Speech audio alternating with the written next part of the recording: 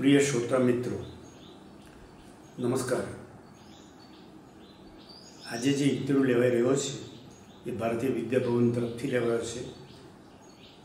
ये माटे हूँ भारतीय विद्याभवननो अने एना जे ऑर्गेनाइजर्स छे एमनो आभार मानु छुं।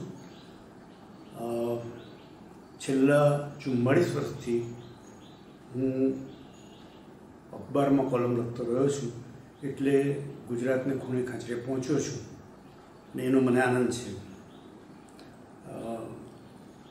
ईस्वीसन 1977 में 76 में गुजरात मित्र सूरत मारी कॉलम शुरू थी कार्डियोग्राम। ये कार्डियोग्राम कॉलम एटली लोकप्रिय थी कि त्यार पछी हूँ समकालीन में लखतो थयो हसमुख गांधीना आमंत्रणथी। त्यार पछी मारी कॉलम 2 थी, एक अभियान में चाले अने बीजी समकालीन में चाले अने छतां हूँ लखतो रह्यो छुं अने लोकोने गम्यो तेथी टकी रह्यो छुं। सौथी पहला तमारो जन्म क्या अने क्यारे थयो? रांदेर 1937। रांदेर मारुं गाम सूरतनी पासे आवेलुं गाम, सूरतने सामे कांठे रांदेर आवेलुं जे पोंक माटे प्रख्यात। एना पारेख फळियामां मारो जन्म थयो हतो। डेट अने 12 मार्च 1937। 12 मार्चे दांडीकूच थयेली एटले मारो जन्म योग्य दिवसे थयो मने आजे लागे छे।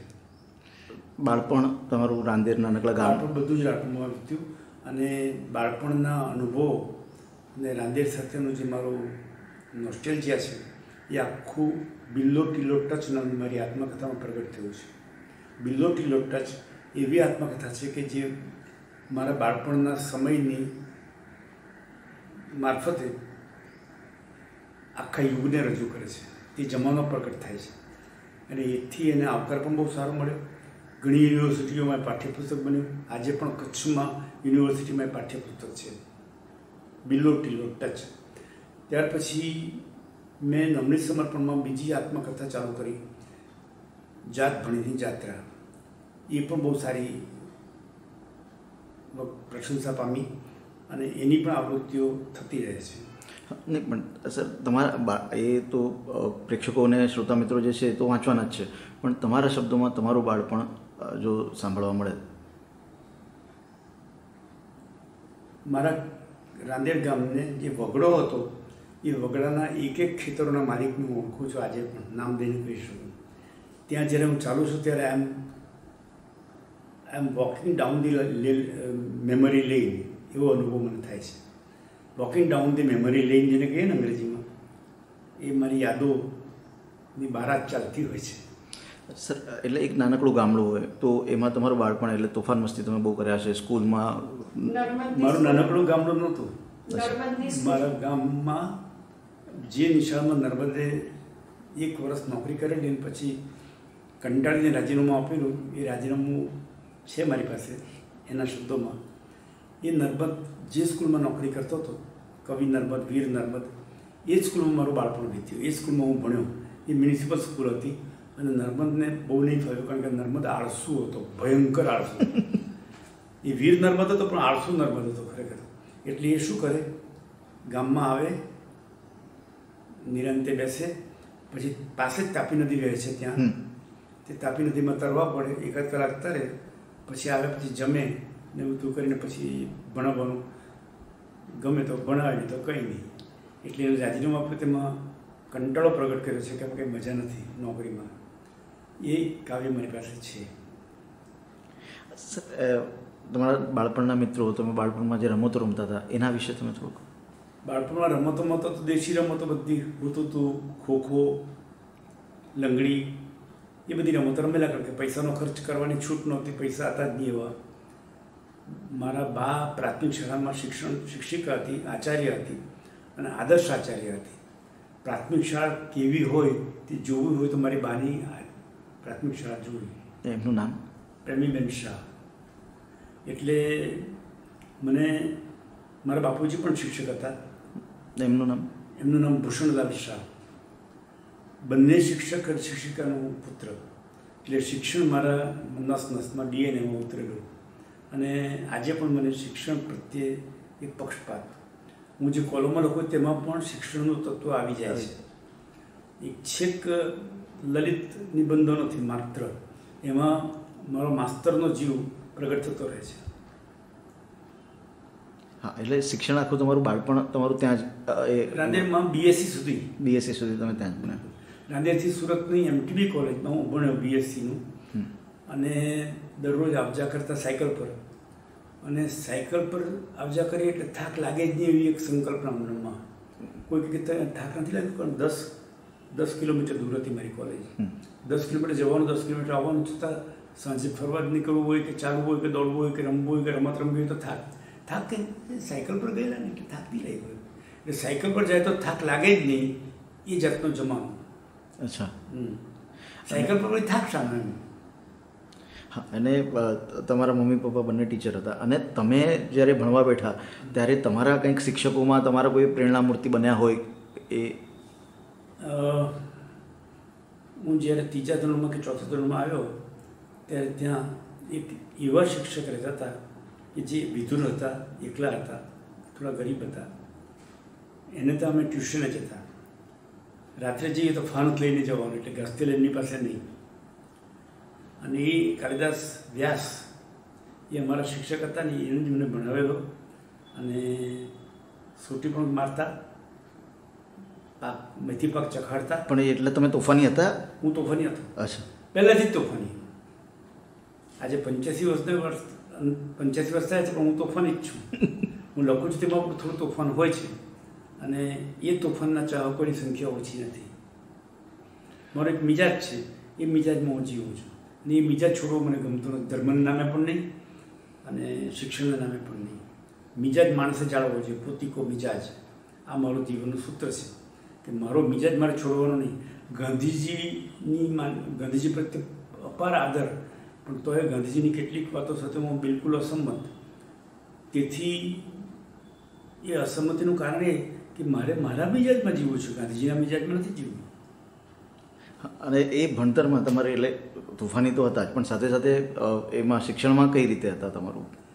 શિક્ષણમાં પણ તોફાનો બહુ કરેલા, શિક્ષકોને બહુ પજવેલા, માર ખાધેલો. નહીં, પણ પરિણામોમાં એમાં તો તોફાન શિક્ષકોએ નહીં કરાવે ને?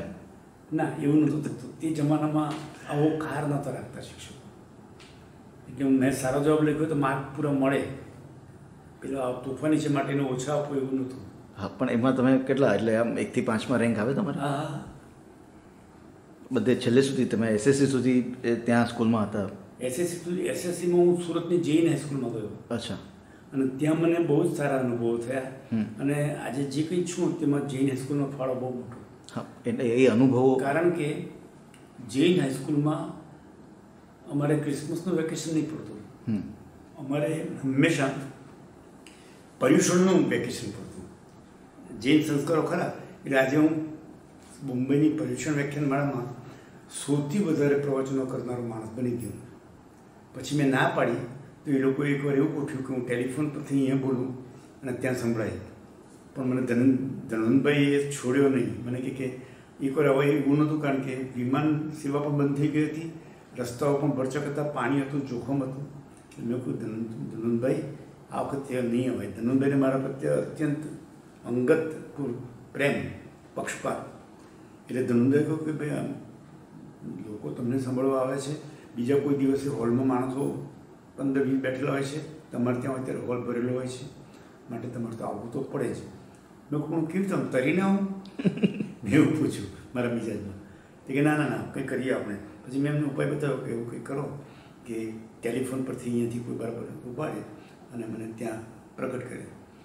તો એવું જ થયું. અને લોકોને ત્યારે મને મારા એક વાચકે ફોન કર્યો હોલમાંથી જ, એક પણ માણસ ઉઠીને ગયો નથી. ક્યાં વાત? પાટકર હોલ. સર, તમને પ્રેમના પૈગંબર કહેવામાં આવે છે, તો સ્કૂલથી તમે શરૂ કરેલું કે પછી ધીરે ધીરે શરૂ થયું? પ્રેમ અંગેની મારી માન્યતા લગભગ ખલીલ જીબ્રાનની અસર હેઠળ છે. ખલીલ જીબ્રાન એ જબરદસ્ત પ્રેમી હતો, મૌલિક વિચારક હતો અને સ્ત્રીઓને અત્યંત ચાહતો હતો અને પ્રેમ વિશે એણે બહુ લખ્યું છે. એટલે મારા જે વિચારો છે એની પર ખલીલ જીબ્રાનની છાયા છે એમ કહું તો એ સાચી પણ એ બધું તમે ક્યારથી વાંચવાનું શરૂ કર્યું? જીબ્રાન તો મેં માધ્યમિક શાળામાં વાંચી નાખ્યું ઘણું. મારે ત્યાં એવું થતું હતું કે મારે ત્યાં મેગેઝિનો બહુ આવતા. મારી બા છે તે લવાજમાં ભરતી. આજે પણ હું કહું છું કે જો સંસ્કાર કુટુંબમાં આપવા હોય તો લવાજમ ભરો. એક વખત એવો બનાવ બન્યો કે હું અમેરિકામાં લોસ એન્જલ્સમાં હતો. મને મારા યજમાને પોપટ સાવલા, મારા પરમ મિત્ર અને ચાહક, એને મને કહ્યું, ગુણભાઈ આજે તમે મારા જ મહેમાન છો, મારે ત્યાં સુવાનું છે, પણ એક મિત્રનો એવો આગ્રહ છે એક તમારા વાચકનો કે એક રાત મારે ત્યાં ગુણભાઈ સુવા આવે. તો મેં કહ્યું મને ક્યાં ઢકેલો છે, મારે જ્યાં એના પાણી છે ત્યાં એની સાથે વાત કરવાની મજા નહીં આવે, તમારી સાથે વાત કરવાની મજા આવે છે. પછી હું ગયો એ મિત્રને ત્યાં મને ગયો છતાં પણ જતાની સાથમાં છે ને મેં એના ટીપોય પર અખંડ આનંદ નવની સમર્પણ પડેલા જોયા. મને થયું કે વાંધો નહીં આવે. એટલે વાંચવાનું તમે આમ તો સંસ્કાર તો હતા જ પરિવારમાં, એ જ બધું શિક્ષણનું વાતાવરણ હતું, તો પણ તમને પોતાને એવો ક્યારે રસ લાગ્યો કે નહીં મારે પણ વાંચવું જોઈએ? એમાં એવું થતું હતું કે વાંચવું જ પડે એવું પર્યાવરણ ઘરમાં હતું. દાખલા તરીકે મારા બાપુજી હતા એ અઠંગ વાચક હતા, વેદના અભ્યાસી હતા. તે જમાનામાં મારું કુટુંબ પાટીદાર કુટુંબ, મારી અટક શાહ છે પણ હું છું પટેલ. એ પટેલના ઘરમાં 4 વેદો હતા અને મારા બાપુજી વાંચતા, વેદના ભાષ્યો પણ વાંચતા. હજુ એક ભાષ્ય મારે ત્યાં અથર્વવેદનું ભાષ્ય મારે ત્યાં છે અને એ અથર્વવેદના ભાષ્ય પર પંડિત શ્રીપાદ દામોદર સાતવડેકરજીના હસ્તાક્ષરમાં અમારા પરિવાર માટે એક સંદેશો છે, રેરેસ્ટ ઓફ ધી રેર ચીજ. એ મારી આત્મકથામાં એમના હસ્તાક્ષરમાં એ સંદેશો આપ્યો છે, દીપક ભવે છાપેલો. હવે તે જમાનામાં એક પાટીદારને ત્યાં પંડિત શ્રીપાદ દામોદર સાતવડેકરજી આવે એ ઘટના જીવિતવી નથી. એને કોઈક ભલામણ કરી શકે આમ ત્યાં જજો. મેં એમને જોયેલા મારે ત્યાં આવેલા ત્યારે લાલ ઘૂમ ચહેરો, તેજસ્વી ચહેરો અને 95 વર્ષની ઉંમરે તે વેદ ભાષ્ય 4 બધા વેદોનું ભાષ્ય લખતા હતા. એ પણ ખબર. એમના 3 ગ્રંથો છે. પુરુષાર્થ બોધિની, ગીતાનું ભાષ્ય જે લખ્યું છે એમણે મૌલિક ટાઇટલ આપ્યું છે. આવું ટાઇટલ મેં ક્યાંય જોયું નથી. પુરુષાર્થ બોધિની. એટલે મારા ઘરમાં 2 પ્રવાહો વહેતા હતા. મારી બા ત્યારે ગાંધી ગયેલી હતી એટલે એ કારણે ગાંધીજીનું સાહિત્ય મારા ઘરમાં પુષ્કળ કબાટ ભરેલો હતો. એક કબાટમાં ગાંધીજીના અને ગાંધી યુગના પુસ્તકો, વિનોબાના, દાદા ધર્માધિકારીના બધા પુસ્તકો. બીજા પુસ્તકોમાં રામાયણ, મહાભારત, વેદ, ઉપનિષદના ભાષ્યો. એ બીજો કબાટ એ બાપુનો કબાટ કહેવાય, પણ તે મારો જ બની ગયેલો. અને આજે જે હું કંઈ છું તે 2 કબાટોના કારણે છું. એ કબાટોમાં સમૃદ્ધ વિચાર. પણ એ કબાટ તમે ક્યારે ખોલ્યા પર્સનલી? તરત જ.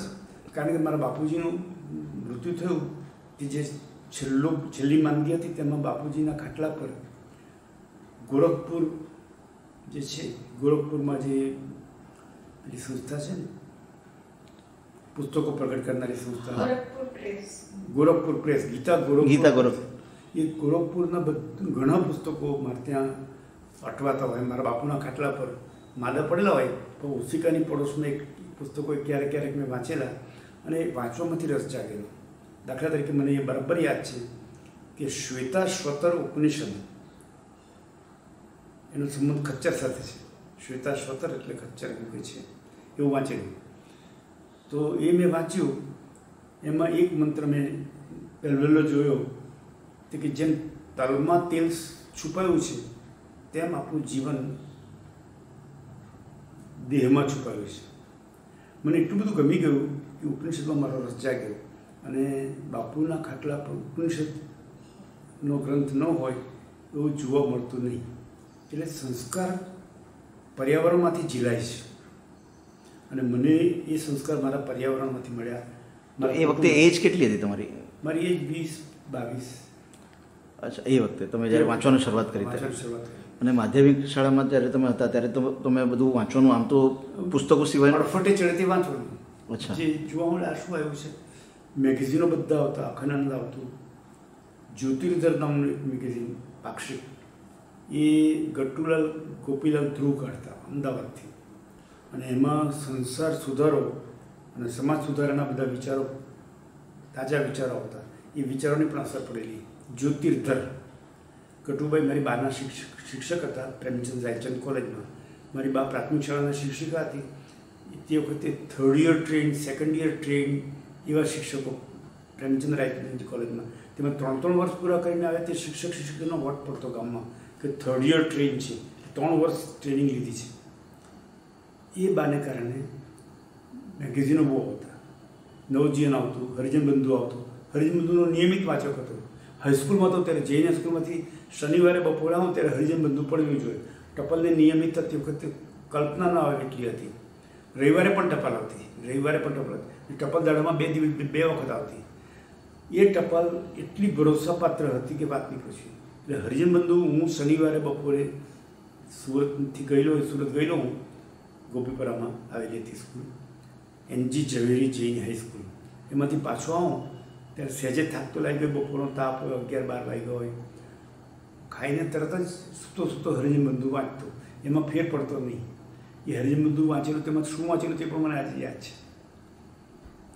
હવે તમે તમારા પર ગાંધીજીના પ્રભાવ છે એવું તમે કીધું, તો તમે એ વખતે તમારી એમનું જ્યારે સ્વતંત્રતા મળી અને એમનું મૃત્યુ થયું એ વખતે તમારી ઉંમર 10-11 વર્ષની હતી. તો એ વખતના તમારી એના પર, એટલે ભારત સ્વતંત્ર થયું એની તમારા પર કેવી છાપ હતી? ઉત્સાહનો પાર નહોતો, કારણ કે મારું આખું કુટુંબ રેંટિયામાં જ હતું. રેંટિયો નિયમિત ગણતા તો બહારથી લોકો 10-15 લોકો તો રાત્રે રેંટિયો કાં તો આવતા મારે ત્યાં જોવાની આવો. ગાંધીજી એવું હતા ત્યાં કરેલું એટલે આખું કુટુંબનું વાતાવરણ રેંટિયામાં જ હતું. એમ કહું ચાલે. તો સ્વતંત્રતા મળી એ દિવસે કંઈ સ્પેશિયલ એટલું જ કે ખૂબ આમ મારી ચાલમાં ફેર પડી ગયેલું. એટલે તમારા માનસમાં એની કઈ એની ઇફેક્ટ કંઈ? મારા માનસમાં એની ઇફેક્ટ એ કે ગાંધીજીને કારણે સ્વરાજ મળ્યો અને ગાંધીજી તો ગયા. ગાંધીજીને જોવાનો પ્રસંગ બને એવી તૈયારીમાં હતું. મારી બા સેવાગ્રામ ગયેલી. ઝાકીર હુસેનના પ્રમુખ પદે એક નઈ તાલીમ સંમેલન મળેલું. એ સંમેલનમાં મારે જવાનું એવું નક્કી થયું, પણ પછી આ નાના છોકરાને ક્યાં લઈ જવાનું, સાચવવો પડે આખી રસ્તે, વર્ધા જવાનું. એ વર્ધામાં એ સંમેલનમાં હું ગયો હોત તો મેં ગાંધીજીને જોયા હોત. હું ગાંધીજીને જોવાનું ચૂકી ગયો, મેં દર્શન નહીં નથી કર્યા. પણ મારા ગામમાં ગાંધીજી 5-7 વખત આવેલા. તે વખતે હું જન્મેલો પણ નહોતો. લગભગ જન્મ પછી પણ એકાદ વખત આવ્યા હશે, પણ નાનો હોઈશ. પણ ભણસાલી આવેલો એવું મને યાદ છે. ગાંધીજીના એક વિચિત્ર શિષ્ય, તેનું નામ ભણસાલી. એ ભણસાલી એવું કે એને ઓટ સીવી દીધા તારથી મૌન પાડવા માટે. એટલે મને યાદ છે કે મેં પૂછ્યું મારા મા બાપને, માતા પિતાને, કે આ મૌન પાડવું હોય તેમાં ઓટ સીવવાની શું જરૂર? ઓટ તમારી આજ્ઞા વગર થોડા ખોલવાના છે. પણ એમાં એવું થયેલું કે ધ્રાંગધ્રામાં એક માણસે કોણ છે એવી બૂમ પાડી. એ સૂતેલા હતા અને ઘસની ગંજી બહુ દૂર નહોતી. એટલે મેં એક માણસે ઓળખીને પૂછ્યું કોણ છે? તેનાથી ઓ એમ બોલાઈ ગયો. એટલે એને સોનીને ત્યાં જઈને ઓઠ તાર છીડે. મેં સીવડાવેલા ઓઠવાળા, તારથી બંધાયેલા ઓઠવાળા ભણસાલીજીને જોયા છે. એટલું મને યાદ છે. અને મને મનમાં મારો મિજાજ એવો હતો કે આવો હોય તેનો પ્રશ્ન કે આ શું છે બા, આટલો બધો અત્યાચાર, ઓઠને સીવી દેવાના.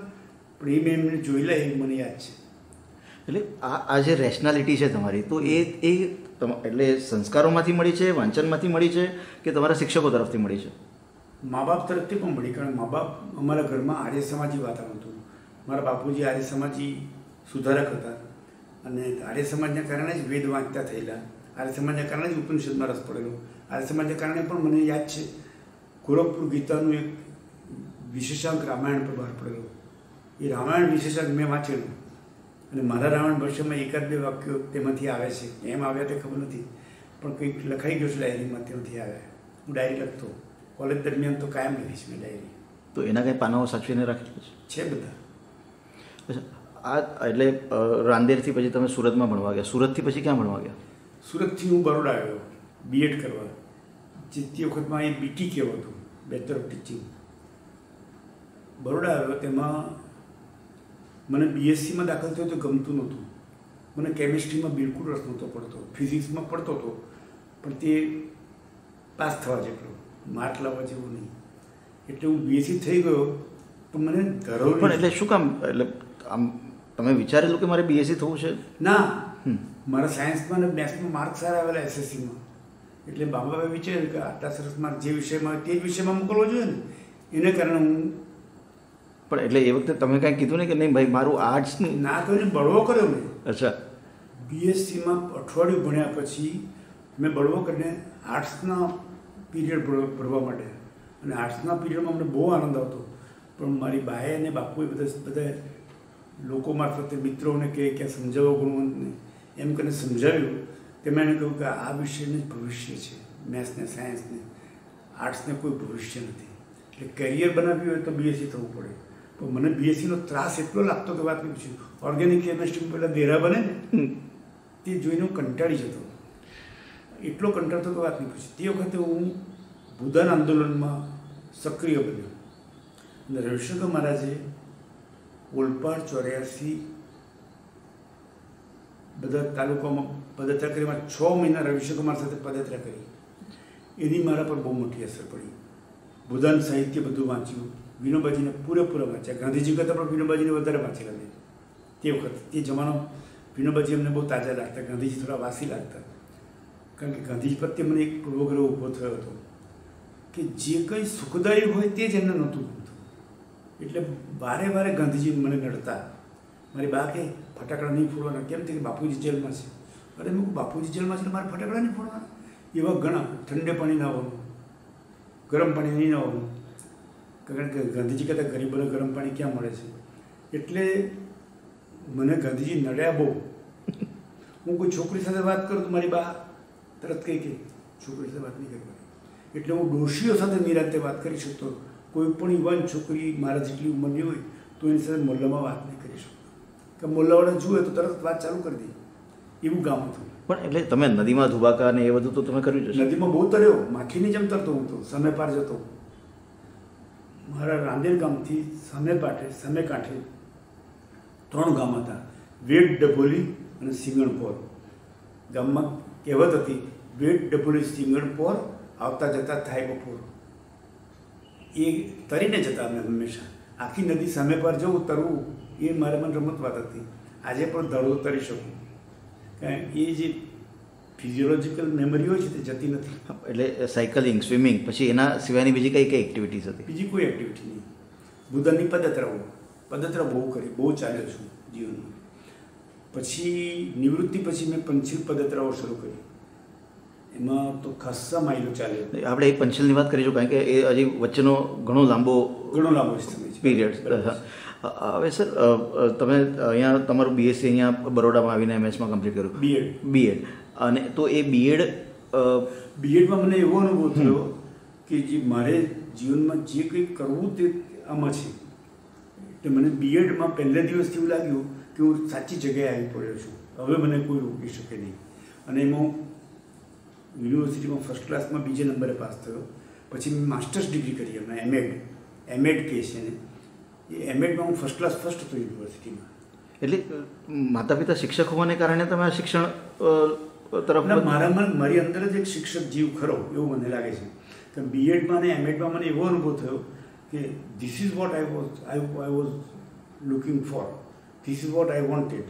મને જે જોઈતું હતું મળી ગયું છે. મને વર્ગમાં પણ અનુભવ થતો. પહેલી જ વીકલી પરીક્ષા થઈ, એમાં મારા હાઈએસ્ટ નંબર હતા, 25માંથી 16 માર્ક આવેલા, નંબર 1. ત્યારે મને થયું કે આ નંબર 1 તો આવી ઇઝીલી આવ્યો, મારે તો કોઈ પ્રયત્ન નથી કરવો પડ્યો. પ્રયત્ન કરો તો કાંગા પહોંચીશ, અને પ્રયત્ન કર્યો ને એમએડમાં ફર્સ્ટ ક્લાસ આવ્યો. તો સૌથી પહેલું લખવાનું તમે ક્યારે શરૂ કર્યું? લખવાનું કટોકટી આવી ત્યાંના થોડા દિવસ પહેલાં, 74-75 ના 76 પછી કટોકટી જાય થઈ. એટલે ગુજરાતમાં તેમાંથી આર્ટિકલો રિજેક્ટ થતા કે આમાં તો કટોકટીમાં કોઈ કેદમાં પૂરવા આવશે ગુજરાત. તો કેમ આટલો લાંબો સમય કેમ વચ્ચે ગયો? એટલે 20-22 વર્ષની ઉંમરે તમે લખવાનું ચાલુ કર્યું?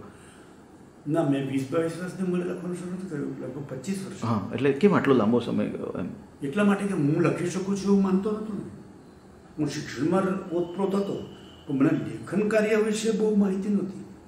તો એ રસ ક્યારથી જાગ્યો? કોણે તમને આમ પ્રેર્યા કે કંઈક એવું પ્રસંગ થયો? એમાં એવું થયું કે મુંબઈ હતો,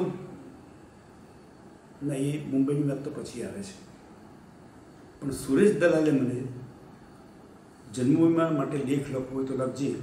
ખાસ કરીને હરીન્દ્રભાઈ જનશક્તિ ચલાવતા હતા, તો હરીન્દ્ર દવે મને કહ્યું જનશક્તિ માટે લખો. એક લેખ મોકલો, એમને બહુ પસંદ આવ્યો. મને કે તમે જ્યારે લખો ત્યારે જનશક્તિ તમને છાપશે. અને જનશક્તિ મારા બહુ લેખો છપાયા.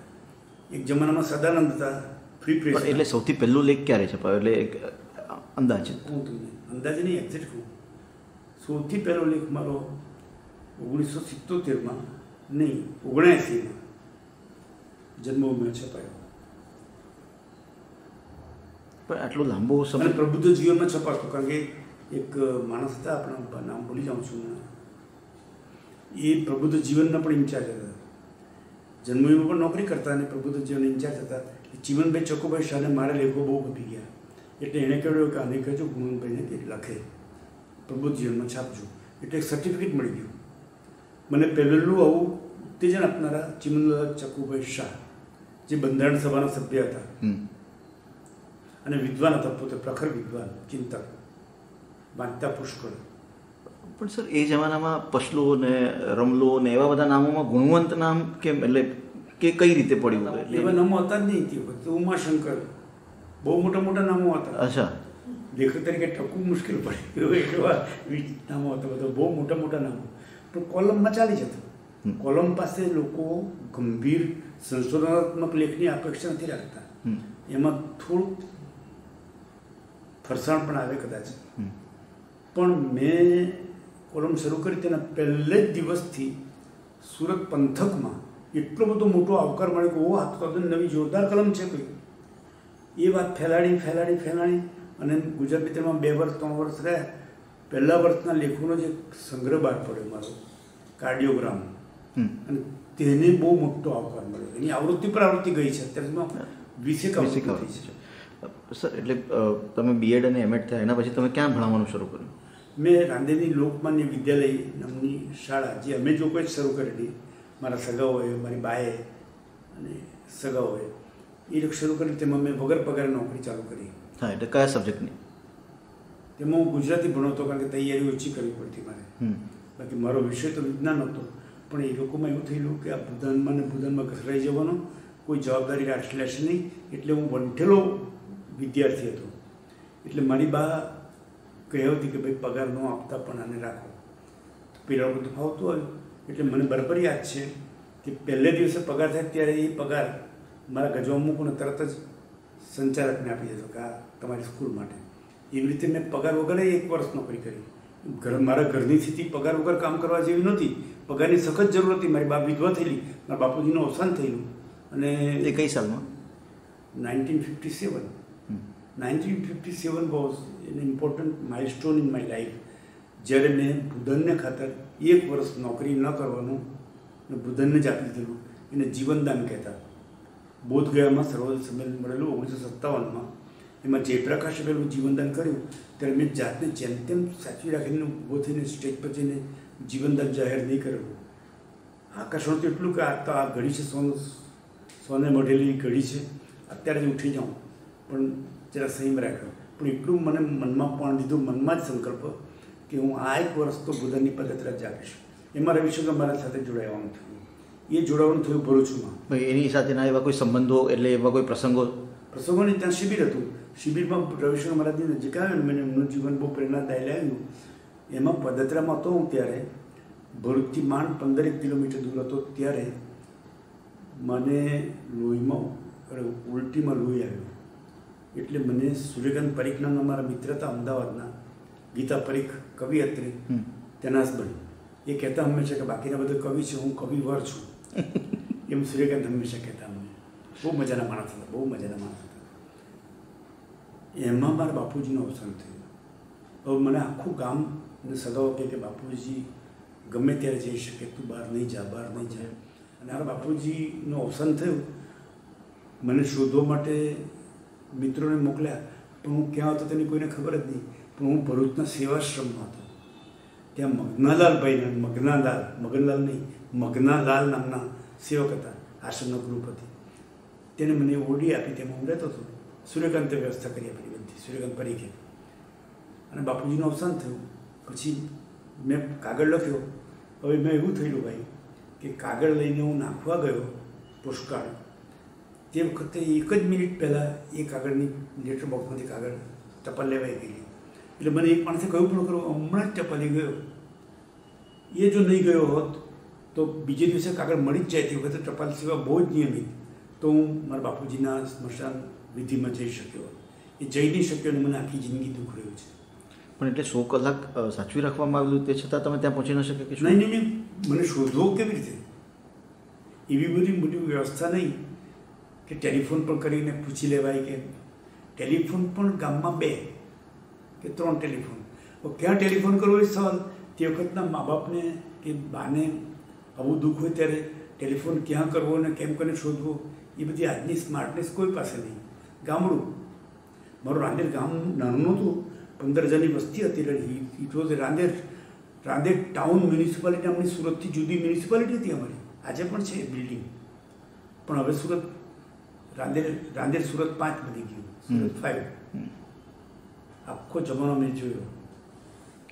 સર, એટલે આટલા બધા તમે લખવાનું ચાલુ કર્યું એ વખતે ઇમરજન્સી આવી, પછી તમે આટલા બધા યુદ્ધો જોયા, આટલી બધી ઘણી બધી આપણા ભારત દેશની પરિસ્થિતિ બદલાતા જોયા, ઘણી બધી આખી પરિસ્થિતિ બદલાતા જોઈએ, તો એ વખતે તમારા માનસમાં શું ચાલતું હતું અને એ તમારા લેખોમાં કઈ રીતે તમે પ્રેઝન્ટ કરતા હતા? મેં સેક્યુલરિઝમ પર 5-7 પુસ્તકો લખ્યા છે અને એ પુસ્તકો લગભગ ડોક્યુમેન્ટેશનની દ્રષ્ટિએ ઇન્ટરનેશનલ લેવલના છે. એવું પ્રકાશક મને કહેતા હતા કે આ તો ઇન્ટરનેશનલ લેવલનું મટીરિયલ છે અને એ લોકોએ છાપ્યા. સેક્યુલર મુરબ્બો, સેક્યુલર મિજાજ, સેક્યુલર એજન્ડા, સેક્યુલર ઇડિયટ, આ બધા મારા ટાઇટલ છે. અને કોઈ પણ માણસને સેક્યુલરિઝમ પર વિચાર કરવો હોય, ભારતનું સેક્યુલરિઝમ કેટલું સ્વસ્થ છે અને કેટલું અસ્વસ્થ છે એ જોવું હોય તો આ 5 પુસ્તકો વાંચી લે, તેને બીજા પુસ્તકો વાંચવા નહીં પડે. તમે જેમ વાત કરી કે કોલમમાં લોકો વધારે આમ રિસર્ચ નહોતા કરતા, તો તમે આટલું બધું રિસર્ચ કરીને કેમ કોલમ લખો? તે વખતે સેક્યુલરિઝમ વિષય પર લખું ને તો વાચકોને બહુ ગમતું. મારા વિચારો બહુ મૌલિક હતા અને હું કોંગ્રેસનો ટીકાકાર બન્યો હતો. આખું મારું ફેમિલી કોંગ્રેસી. અમારે ત્યાં કોંગ્રેસનું ગેસ્ટ હાઉસ હોય તેવી સ્થિતિ. કોઈ પણ આવે તો મારે ત્યાં જ આવે જમવા. ગામમાં કંઈ પણ કોઈ કોંગ્રેસનો આગેવાન આવે એ મારે ત્યાં જ આવે. એટલે કોંગ્રેસી આગેવાનોને મેં નજીકથી જોયેલા. ગુરુદાસ ચોખાવાળા, કરણજી મહેતા, બધા માણસો મારા ઘરે જ મહેમાન બનતા. જુગતરામ દવે. તે વખતે તો રવિશંકર મહારાજ પણ કોંગ્રેસી હતા.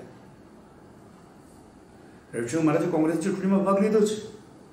52ની ચૂંટણીમાં પણ, 57ની ચૂંટણીમાં પણ, 57માં મેં પદયાત્રામાં હતા ત્યારે પણ કોંગ્રેસી મળવા આવે એટલે માનવાનું કે એ વાંકો વળીને પગે લાગશે, પછી કહે છે મહારાજ મારા મત વિસ્તારમાં આ માણસ રહે છે, તે જો મને ટેકો આપે તો મારું કામ થઈ જાય. એટલે મહારાજ પહેલાંને ભલામણ ચીઠી લખી આપતા. અમે નજરો જોયું છે કોસંબા નામના ગામે.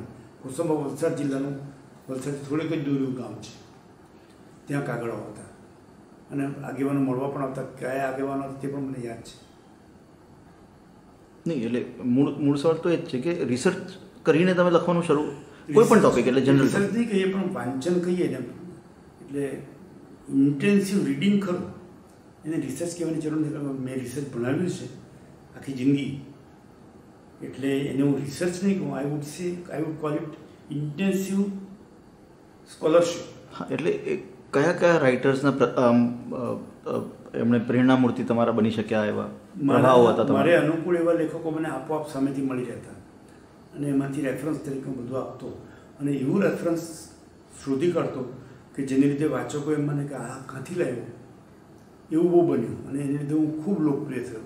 અને બીજી વાત એ કે આજનું સેક્યુલરિઝમ કોંગ્રેસનું અને તે વખતનું પણ મુસ્લિમ તરફી હિન્દુ વિરોધી હતું. એ લોકો હિન્દુ કોડ બિલ બનાવી શક્યા, મુસ્લિમ કોડ બિલનો વિચાર સરખો પણ નહેરુને આવ્યો નથી. એની હું ટીકા કરતો સખત કે કેમ ભાઈ આમ સેક્યુલર તો માત્ર હિન્દુ માટે એક કાયદો કેમ? એવા પ્રશ્નો આચાર્ય કૃપલાણીએ પાર્લામેન્ટમાં પૂછેલા. એ આચાર્ય કૃપલાણીએ શું પ્રશ્ન પૂછે મારી પાસે આવી જાય એટલે હું લખું. પછી કૃપલાણીએ આવો પ્રશ્ન પૂછ્યો, નહેરુને કહ્યું કે તમે કોમવાદી છો, હિન્દુ મહાસભા કોમવાદી નથી. આવો આચાર્ય કૃપલાણી પાર્લામેન્ટમાં નહેરુને કહે તો મને કામ લાગે ને. એવા તો બધા બહુ રેફરન્સીસ મારી પાસે આજે પણ. એને કારણે લોકોમાં એવું થયું કે હિન્દુ માટે પણ કોઈ બોલનાર છે. હું હિન્દુત્વવાદી નથી, હું ઉપનિષદવાદી ખરો, તો હિન્દુત્વવાદી નહીં. પણ તેથી હિન્દુઓને અન્યાય થતો હોય તો મારે નહીં બોલવું, કારણ કે હું સેક્યુલર મટી જઈશ એવો ધાક મેં નથી રાખ્યો. I was very open, very bold એટલું બોલ્ડનેસથી લખાયું કે લોકો હિન્દુઓમાં બહુ લોકપ્રિય થયું અને મુસલમાનો નિયમિત વાંચતા થયા મને કે આ શું લખે છે જોવા જેવું છે, વિચારવું પડે એવું છે. એટલે મુસલમાનો પણ વાંચતા, હિન્દુઓ પણ વાંચતા. એટલે તમારો ચાહક વર્ગ વધુ, ચાહક વર્ગ બહુ વધી ગયો તે વખતે. અને તમે ઘણા બધા ન્યૂઝપેપર્સમાં તમે કોલમ લખી, ઘણા બધા સારા સારા તંત્રીઓ સાથે તમે કામ કર્યું, તો એ વખતના તમારા અનુભવ? મને સારામાં સારો અનુભવ હસમુખ ગાંધી તરફથી થયો. હસમુખ ગાંધીએ મને કેણ મોકલ્યું. અનિલ જોશીએ એની આત્મકથામાં એનો ઉલ્લેખ કર્યો છે બે મહિના પહેલાં જ, કે મને કહ્યું કે ગુણવંત શાહને કોને અમારામાં લખે. હવે આ કંઈ જીવિત વાત છે. હસમુખ ગાંધીનું આમંત્રણ કે ગુણવંત શાહને કહું કે અમારામાં લખે. એમણે લખ્યું છે તે પરથી કહું છું, મને યાદ નહોતું, પણ અનિલભાઈ લખ્યું છે કે મેં ગુણવંત શાહને ફોન કર્યો અને કદાચ એમની કોલમ શરૂ થઈ હતી, પણ ત્યારે જ શરૂ નહોતી થઈ. એકવાર એવું થયું કે મેં ગુજરાત મિત્રને કાગળ લખ્યો, બરોડા આવી ગયો.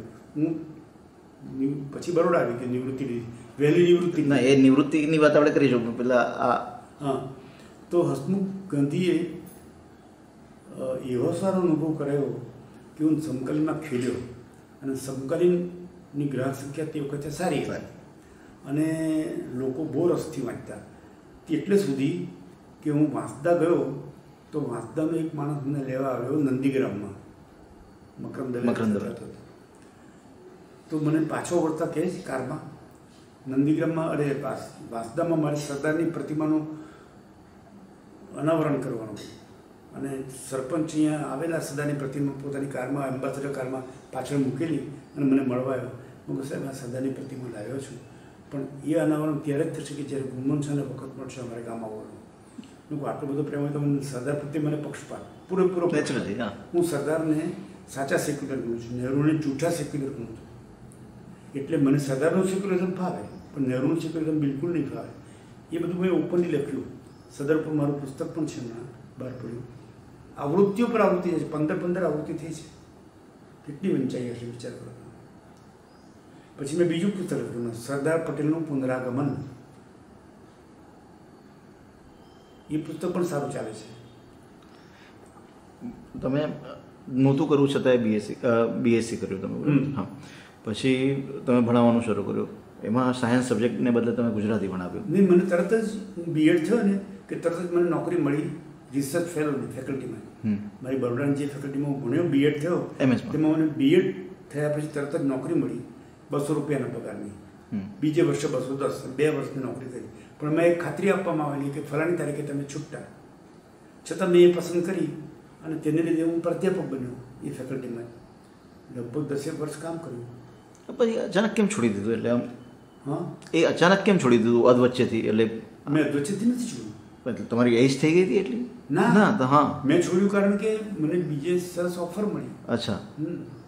મારે એ ફેકલ્ટીમાંથી જ અમેરિકાની મિશિગન યુનિવર્સિટીમાં જવાનું થયું.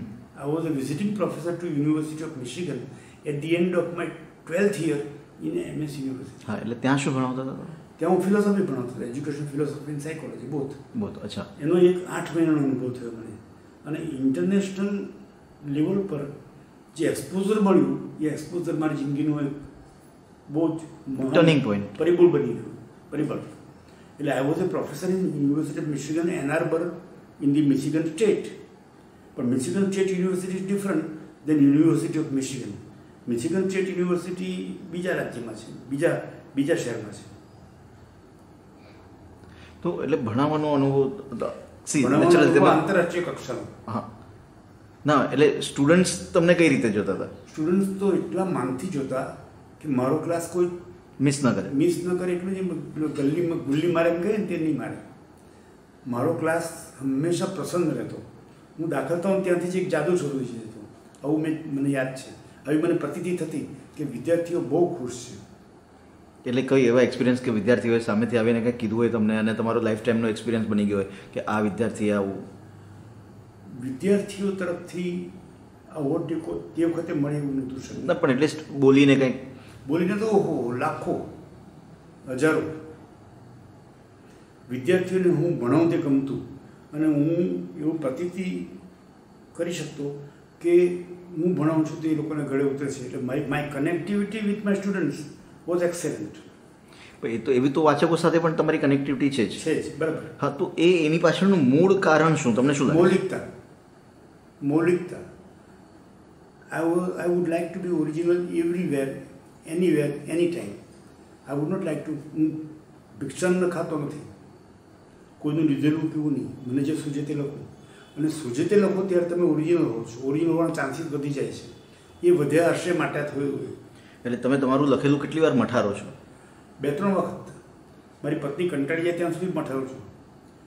અત્યારે મેં લેખ મોકલ્યો છે દિવ્ય ભાસ્કરમાં, આજે ગુરુવાર છે ને, આજે પણ મેં એક વાક્ય ઉમેરાયું, નૈમિષ વિશે તમે આવતા આ રવિવાર વાંચશો.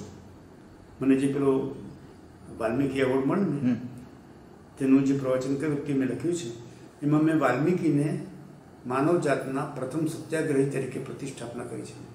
હવે વાલ્મીકી સાથે સત્યાગ્રહ ક્યાંથી જોડવો? મેં જોડ્યો છે. તમે આ રવિવારે વાંચજો, તમને લાગશે કે આ માણસ ઓરિજિનલ સિવાય કંઈ લખતો જ નથી.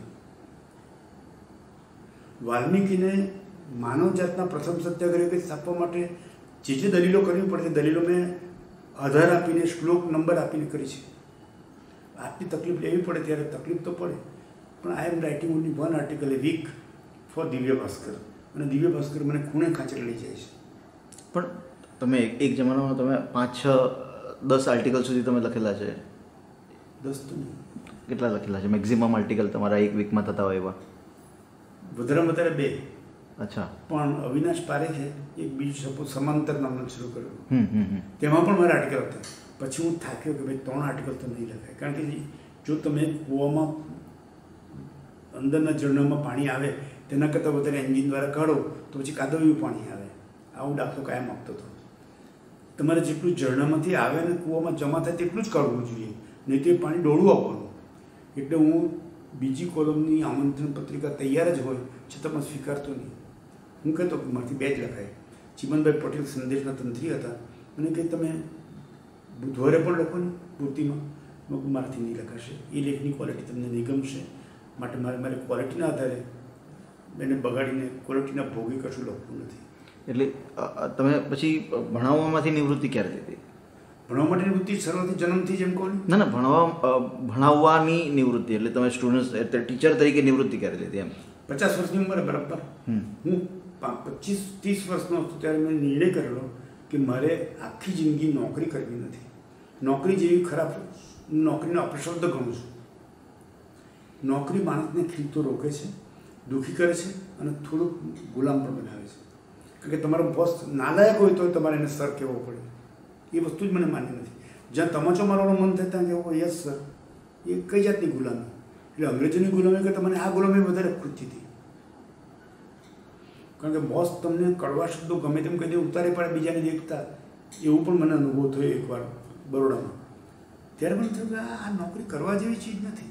એટલે મારો સંકલ્પ દ્રઢ બન્યો અને at the age of 50, not even a day late, 50 વર્ષનું મારું 50મું વર્ષ પૂરું થાય તે પહેલાં મેં રાજીનામું આપી દીધું.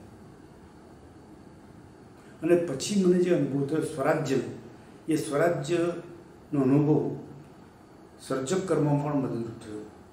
સર્જક જો ફ્રી ન હોય, એનું મન જો 4 જગ્યાએ અટવાયેલું હોય અને એટલે મેં નિવૃત્તિના દિવસે પહેલો દિવસ છે તે દિવસે નિર્ણય કર્યો, I will be answerable to God alone and nobody else. આ મારું સ્વરાજ્ય. I would not be responsible or answerable or accountable to anybody else, any donkey in the form of human being. I would not. Now I am answerable to God alone. That's what I will decide. My conscience will tell me what is good and what is bad for me. એટલે બહુ મોટો મિજાજ કહેવાયો. અને એ 50 પછીનો જે ગાળો રહ્યો ને તેમાં ઉપનિષદના ભાષ્યો લખાયા, રામાયણ લખાયું, મહાભારત લખાયું અને શું ન લખાયું. નિબંધ સંગ્રહ તો નિયમિતપણે બહાર પડતા જ હતા. એ કોલમમાંથી પેદા થતા હતા. જેમ સુરત દલાલે મારી બારીએથીના નિબંધો પડે, પણ સુરત દલાલ એનું એડિટિંગ પૂરેપૂરું કરતા નહોતા. મારી દૃષ્ટિએ મારી બારીએથી નિબંધો સારા, પણ બધા જ નિબંધો છાપવા લાયક પુસ્તક યોગ્ય નથી હોતા. ત્યારે હું મારા નિબંધ સંગ્રહમાં જે લેખ મને સહેજ કાચો લાગે તે લઉં નહીં, જે લેવા જેવો લાગે તેને મઠારું, તેમાં ઉમેરો કરું, 1 પેરેગ્રાફ ઉમેરું, 2 પેરેગ્રાફ બાદ કરી નાખું. એટલી સંપાદકીય કાળજી રાખીને મેં નિબંધ સંગ્રહ બહાર પાડ્યા અને ગુજરાતની પ્રજાએ એ નિબંધ સંગ્રહને એટલા આવકાર્યા કે હું હાઈએસ્ટ રોયલ્ટી રડતો લેખક બની ગયો. હાઈએસ્ટ રોયલ્ટી મારી. નંબર 1 રોયલ્ટી કોની? કે ગુણવંત શાહની. મારા જેટલી રોયલ્ટી કોઈને મળતી નથી અને મળી નથી. એટલે 85-86માં તમે રાજીનામું આપ્યું? 87માં તમે 1937માં જન્મ, 1987માં રાજીનામું. હા, હવે એ રાજીનામું આપ્યા પહેલાં તમારા કેટલા પુસ્તકો રિલીઝ થઈ ગયા હતા? 3-4 બસ. સૌથી પહેલું પુસ્તક ક્યારે કાર્ડિયોગ્રામ પ્રકાશિત ક્યારે થયેલું? યર? તરત જ 1977માં, 1978, વધારે 1 વર્ષ. એટલો આવકાર પામ્યો કે વિનોદ ભટ્ટ મેં જોયેલા પણ નહીં, કોઈ દિવસ મળેલા પણ નહીં. એણે સંદેશમાં એક આર્ટિકલ લખ્યો કે ગુણવંત શાહનું આ પુસ્તક વાંચો તો ખ્યાલ આવે કે ગુજરાતી ભાષા એટલે શું. આવો મેં તો વિનોદ ભટ્ટને જોયેલા પણ પછી મને મળવા આવ્યા સુરત ભગવતી કુમાર શર્મા સાથે. ત્યારે મને કહ્યું કે અદ્ભુત લખાયું છે તમારા દ્વારા. એટલે મને થયું કે ના, આપણને 5માં આવકાર મળ્યો છે, આપણે છેક ફેંકી દેવા જેવા માણસ નથી. એના પછી એટલે હવે તો તમારા પુસ્તકોની સંખ્યા આમ લગભગ 100 તો હશે જ? ના, કેટલી થઈ છે? નથી ઘણી કોઈ દિવસ, લગભગ 50-60 ખરી. અચ્છા, સંખ્યા સાથે કોઈ લેવા દેવા નથી. હા, ગુણવત્તા સાથે લેવા દેવા છે. પણ એટલે એ ગુણવત્તા માટે તમે કેટલો સંઘર્ષ કર્યો? એ સંઘર્ષ નહીં કર્યો પણ તપશ્ચર્યા કરી એમ કહું તો ચાલે. દાખલા તરીકે મેં એવું લખ્યું છે એક વાક્ય, તે મને યાદ આવે છે અત્યારે, કે કોલમ રાઇટિંગ એ બીજાને માટે દંડબેઠક હશે, મારા માટે સૂર્ય નમસ્કાર છે. તો સૂર્ય નમસ્કાર અને દંડબેઠકનો તફાવત શું? દંડબેઠક એ શારીરિક ક્રિયા છે, સૂર્ય નમસ્કારમાં શારીરિક ક્રિયા સાથે ભક્તિ જોડાય છે. તો I was always in a mood of સૂર્ય નમસ્કાર. સૂર્ય મારો ઈષ્ટ દેવતા છે. તમે જાઓ પછી હું સૂર્યની પૂજા કરવા જઈશ. અચ્છા, સ્તુતિ કરવા. અને આટલા આ 87 પછી ફક્ત તમે લેખન પર જ ન પીવું. અને મને એની ઇન્કમ એટલી સારી કે મને નોકરીની ઇન્કમ ઓછી થઈ ગઈ બીજી દિવસથી જ, બાકી પગાર બંધ. અને 7 વર્ષ સુધી પેન્શન ન મળ્યું કોઈ કારણ નથી, સરકારી તુમારશાહીમાં. તો એ મને અઘરું નહીં પડ્યું, કારણ કે હું પ્રવચન કરતો હતો, પુરસ્કાર પણ મને બહુ સારો મળતો. એ પુરસ્કારને કારણે હું ટકી ગયો. અને પ્રવચનોની શરૂઆત ક્યારથી થઈ? પ્રવચનોની શરૂઆત સુરતમાં થઈ. ક્યારથી? યર 1975-6 કાર્ડિયોગ્રામ પછી તરત થઈ. 77માં કાર્ડિયોગ્રામની કોલમ શરૂ થઈ. તે પ્રવચનોને આમંત્રણની લંગાર લાગી ગઈ, અને બોલાવો. એટલે I was the most sought after speaker in Surat. તો એ પ્રવચનોમાં એવા કોઈ અનુભવ થયા હોય કે હા, આ તો અમને રિલેટ કરે છે આવી કંઈ વસ્તુઓ? એટલે સુધી એકવાર મને પ્રવચનમાં એમ કહેવામાં આવ્યું કે 15,000નો પુરસ્કાર આપીશું. પણ હું જ્યારે ભાષણ કરીને બેઠો ત્યારે મને 25,000નો પુરસ્કાર આપવામાં આવ્યો. હવે તે વખતે ભાઈ 10,000 રૂપિયા એટલે શું, અને નિવૃત્ત માણસ માટે શું, અને પેન્શન ન મળતું તેવા ગરીબ માણસ માટે શું. આ અનુભવ છે મારો. વધારે આપતા લોકો પ્રવચન સાંભળીને એટલા ખુશ થઈ જતા કે અમને આપણે 15,000 નક્કી કરેલા, 25,000 આપો. એવા અનુભવ મને ઘણા થતા. અને મારું ગાડું સંસાર બરાબર ચાલ્યો પ્રવચનોના પુરસ્કારને કારણે. લગ્ન કઈ સાલમાં કર્યા હતા? લગ્ન કઈ સાલમાં?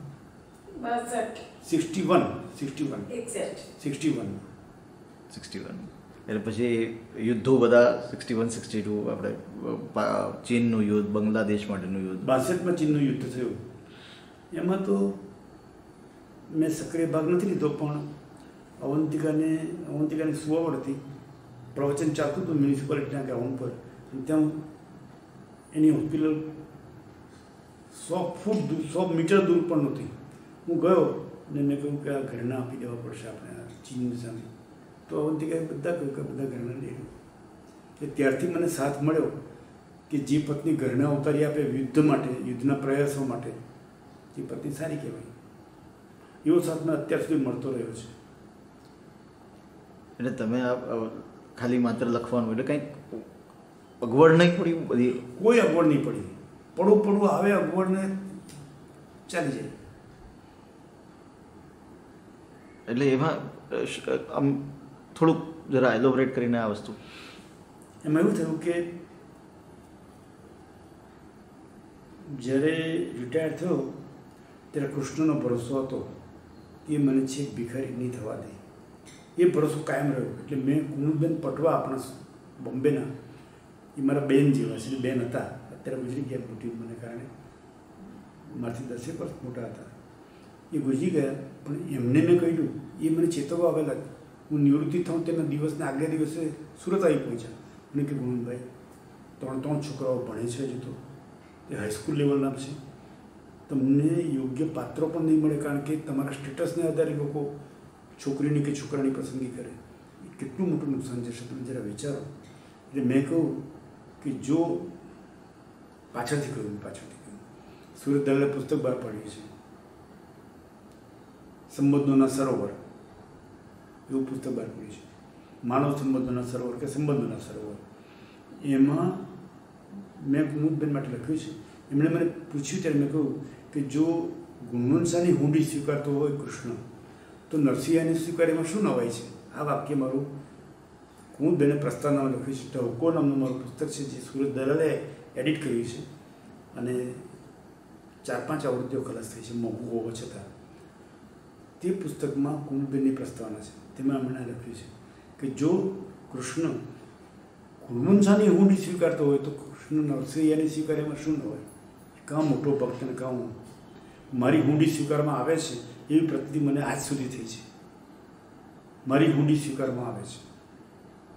હમણાં મને વાલ્મીકી એવોર્ડ મળ્યો 1.25 લાખનો. એ 1.25 લાખમાંથી ₹1 પણ મેં મારા ઘરમાં રાખ્યો નથી. યોગ્ય જગ્યાએ મેં દાન આપ્યું. કઈ જગ્યાથી હું તમને નથી કહેતો, લાંબી કથા છે, નેચરલી તો લાંબી કથા છે. એક મુસલમાનને દાન આપ્યું છે.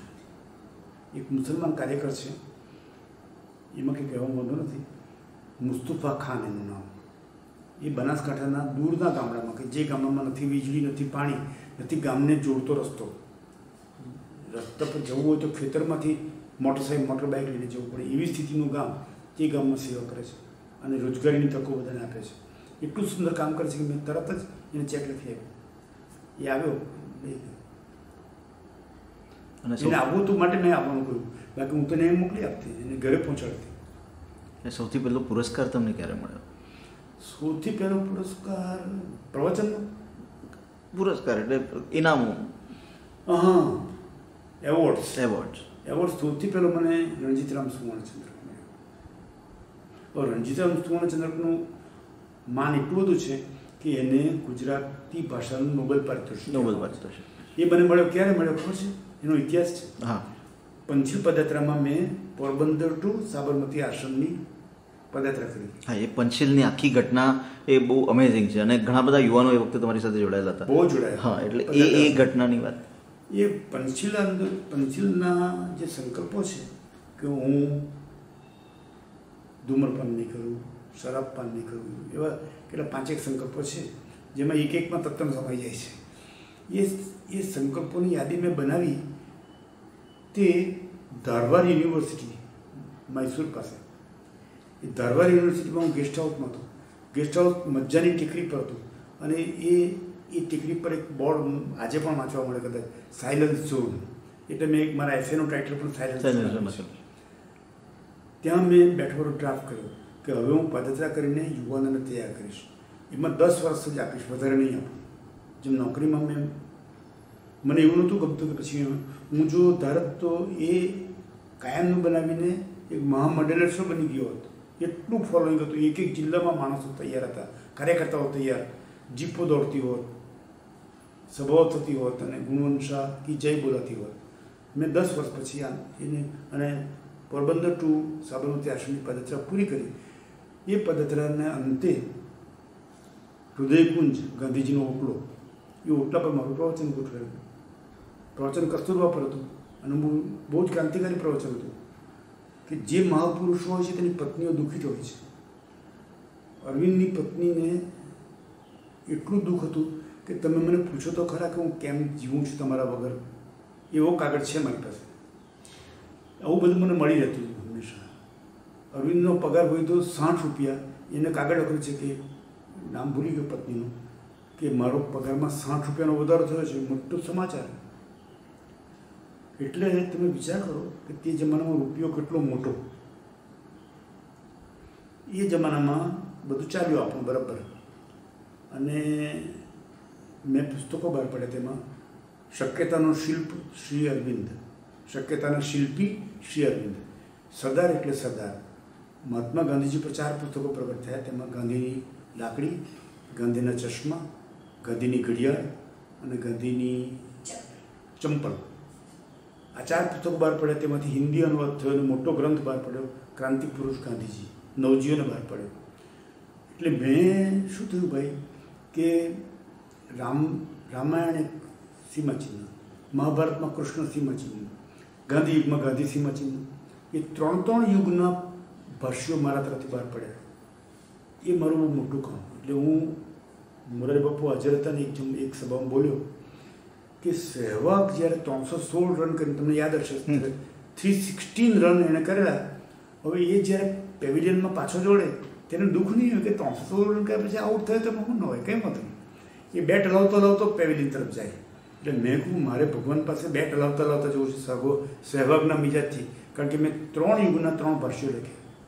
રામાયણ ભાષ્ય જે જ્ઞાનપીઠે પબ્લિશ કર્યું, મહાભારત ભાષ્ય જે હિન્દીમાં નવજીવને પ્રગટ કર્યું, અને ક્રાંતિ પુરુષ ગાંધી ભાષ્ય એ પણ નવજીવને પ્રગટ કર્યું, અને બાપુએ તેનું લોકાર્પણ કર્યું.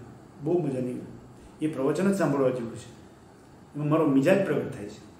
અમદાવાદમાં આખો મંડપ ચિકાર હતો ત્યારે હું ખુરશીએ બેસી રહીને બોલેલો. અત્યારે યુટ્યુબ પર છે એ ભાષા. હા, એટલે એ પંચશીલ પછી તમને રણજીતરામ સુવર્ણચંદ્રક મળ્યો. પંચશીલ પદયાત્રા પૂરી થઈ. કસ્તુરબાના હૃદયકુંજના ઓટલે મને પંચશીલ પદયાત્રા, મને નવજીવનનો કાર્ય ગુજરાત બુદ્ધિ સભા, આ બુદ્ધિ એક મેગેઝિન ચાલે છે ને, બુદ્ધિ પ્રકાશ. તે બુદ્ધિ પ્રકાશની જે સંસ્થા છે તે બુદ્ધિ એ મહાસભા કહેવાય, ગુજરાતી મહાસભા. એ મહાસભાના પ્રમુખનો કાગળ મને રમેશ નામનો મારો એક મિત્ર પદયાત્રી, તે ભાષણ પૂરું થયા પછી બેઠો તો ને આપ્યું કહ્યું. મને થયું કે પદયાત્રીનું પુણ્ય તરત જ મળ્યું. બીજી મિનિટે મને એ યાદગાર કેમ રહી ગયું કે હું ગાંધીજીના ઓટલે બેઠો હતો અને મને રણજીતરામ સુવર્ણચંદ્રક મળ્યો. આખા મિત્રો રડી પડ્યા. બધા પદયાત્રીઓ 15 હતા, બધા રડી પડ્યા. ઓહો, આવા સરસ સમાચાર. અને વિનોદ ભટ્ટ મને હંમેશા કહેતા કે ગુજરાતીમાં ભાષામાં આનથી ઊંચો કોઈ પુરસ્કાર નથી. અને કિકા સાથે પહેરાવતી વખતે માઇક પરથી કહ્યું, ચંદ્રક પહેરાવે ને, માઇક પરથી કહ્યું કે ગુણનભાઈ તમને આ એવોર્ડ આપવામાં મેં મોડા પડ્યા છે, એટલે ક્ષમા કરજો.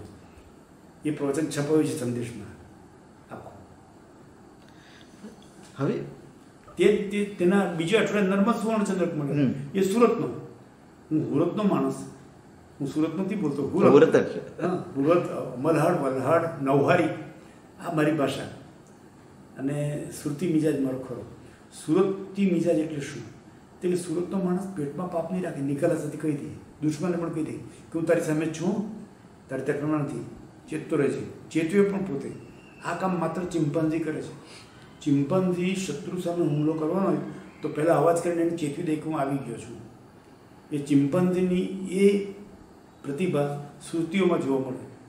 Is a compliment, not. હા, નથી. હવે આ જે છે એટલે એક તો સુરતી મિજાજ જે છે જ પહેલેથી, પછી તમારો પોતાનું એક વિઝન, તમારી રેશનાલિટી, તમે જે પણ ભણેલા છો ઉપનિષદ કે રામાયણ કે મહાભારતમાંથી, તો એ બધાનું જે તમે એ બધાનું જ સંગમ કરીને તમે જે પણ બોલો છો, જે પણ લખો છો, એ બધું આવે છે. તો એમાં તમને એવું લાગે છે કે નહીં આ અમુક વસ્તુ હજી ખોટી છે, એવું કંઈક લાગે છે તમને તમારા? મને હજુ એમ લાગે છે કે વાંચવા લખવાની જે સગવડ મને મળવી જોઈએ તે ઓછી મળે છે. પત્ની તરફથી જે સગવડ મળવી જોઈએ તે મળે છે. ઘર સરસ છે, એકાંતમાં છે, બધી સગવડ ખરી, પણ what I need is one efficient secretary. દાખલા તરીકે હું બ્રિટિશ મ્યુઝિયમમાં ગયો હતો. બ્રિટિશ મ્યુઝિયમની લાઇબ્રેરી એટલે દુનિયાની મોટી લાઇબ્રેરી, જેમાં કાર્લ માર્ક્સ પણ વાંચતો હતો, લેનિન પણ વાંચતો હતો, આંબેડકર પણ વાંચતા હતા, અને હું પણ વાંચી આવ્યો. નાનો હતો, ઇંગ્લેન્ડ ગયો હતો, પહેલી ઇન્ટરનેશનલ ટ્રીપ. તો મને એક જણે પૂછ્યું કે તમારી આકાંક્ષા શું? તે કે બ્રિટિશ મ્યુઝિયમની પુસ્તકોની કુંજગલીમાં, આવો મારો શબ્દ હતો, પુસ્તકોની કુંજગલીમાં, કબાટોની કુંજગલીમાં હું જ્યારે ફરતો હોઉં ત્યારે પાછળ એક સેક્રેટરી ઊભી હોય ઊભી હોય, ઊભો હોય નહીં, ઊભી હોય, હેમા માલિની જેટલી રૂપાળી હોય અને હું પૂછું યસ સર શું નોંધવાનું છે, તું કહી દઉં કે આ પુસ્તકનું પાન નંબર 53 એમાંથી આ પેરેગ્રાફ નોંધવાનું છે. She will do it. એવી સેક્રેટરી હેલ્પનો મને બહુ હોશ, પણ એ હોશ પૂરી નહીં થઈ. અવંતિકાએ ઘણો ભાર ઉપાડ્યો, પણ professional secretary is a different thing all together. એ મને બહુ જ ગમે, કારણ તો મારું તકલીફ બહુ બચી જાય. અત્યારે હું લખવા બેસું ને ત્યારે ઓચિંત તો મને એમ થાય કે અમારે ડિક્શનરીમાં શબ્દ જોવું છે, ડિક્શનરી લેવા ઉઠું, પાછું લઈ જાઉં ને પછી જોઉં. હવે અક્ષરો એટલા નાના હોય છે ડિક્શનરીમાં, ઓક્સફોર્ડ ડિક્શનરીના પણ અક્ષરો નાના, તો એ ચશ્મા કાઢીને વાંચું ત્યારે કોઈ સ્પષ્ટ દેખાય, કોઈ ચશ્મા પહેરું ત્યારે સ્પષ્ટ દેખાય, અને મારે 2 મિનિટ 5 મિનિટ ચાલી જાય. દેટ હર્ટ્સ મી કે મારી લાયકાત એટલી તો ખરી કે સેક્રેટરી મને મળે. જેમ કીધી ફલાણું શોધી લો, આ પેરેગ્રાફ નોંધી લો, એને ફાઇલ કરો. Filing work is very good with Avantika, પણ professional filing, professional secretaryship is a different thing all together, જેની મારે ઝંખના હતી. એટલે આજે તો જુનિયર લેખકો પણ ઓફિસ રાખે છે, તો મારી ઓફિસ હોત, બધા પુસ્તકો હોત, તો મારો આનંદ દેવડાઈ ગયો હોત. વધારે સારું લખી શકાય હોત કે એટલા માટે કે તકલીફ ઓછી પડે ને. હવે ખાસ કરીને ઉંમર વધ્યા પછી તમને ઉઠીને ડિક્શનરી લેવા જવાનું પણ નહીં ગમે. એક તો તંતુ તૂટે, તંતુ ખોરવાય, કન્ટિન્યુટી ખોરવાય, અને બીજી વાત કે તમને ધીમે ધીમે ચાલતા જવાનું, પડી જવાય નહીં, તેની કાળજી રાખવાની, એ નડે છે. વસ્તુ એ છે કે તમારા બધા જ પુસ્તકોનો ટાઇટલ છે ને આમ બહુ અમેઝિંગ હોય છે, એક અલગ અલગ જાતના વિચારોના વૃંદાવનમાં કે, તો એ બધા ટાઇટલ તમને કેવી રીતે સૂચે છે? એની પાછળ કોઈ પ્રેરણા? હમણાં જ મારા ટેબલ પર એક પુસ્તક પડ્યું છે, અહીંયા મૂકેલું છે, એટલે પ્રશ્નોત્તરી. હમણાં એક પુસ્તક મારું તૈયાર થયું છે, દિનુભાઈ ચુડાસમા નામના ગુજરાતીના પ્રોફેસર, અત્યારે રાજકોટમાં છે, ગમે ત્યારે બરોડા આવી જશે. એણે પ્રશ્નો પૂછ્યા અને મેં જવાબ આપ્યા, તે પુસ્તક તૈયાર છે. એ પુસ્તકમાં નિખાલસ વાતો, પુષ્કળ નિખાલસ વાતો. હવે એનું ટાઇટલ શું આપવું, એટલે મેં ટાઇટલ બહુ વિચાર અંતે સુધી કાઢ્યું, જીવનનો ઓડિટ. તો એ મને સંતોષ નહીં થયો, એટલે મેં અંગ્રેજીમાં નીચે સબટાઇટલ આપ્યું કાઉન્સમાં, જ્યારે નાના ટાઈપમાં, death overs. You know death overs? એ ટાઇટલ મને મળ્યું. કેટલા પ્રયત્ન અંતે મળ્યું હશે જુઓ.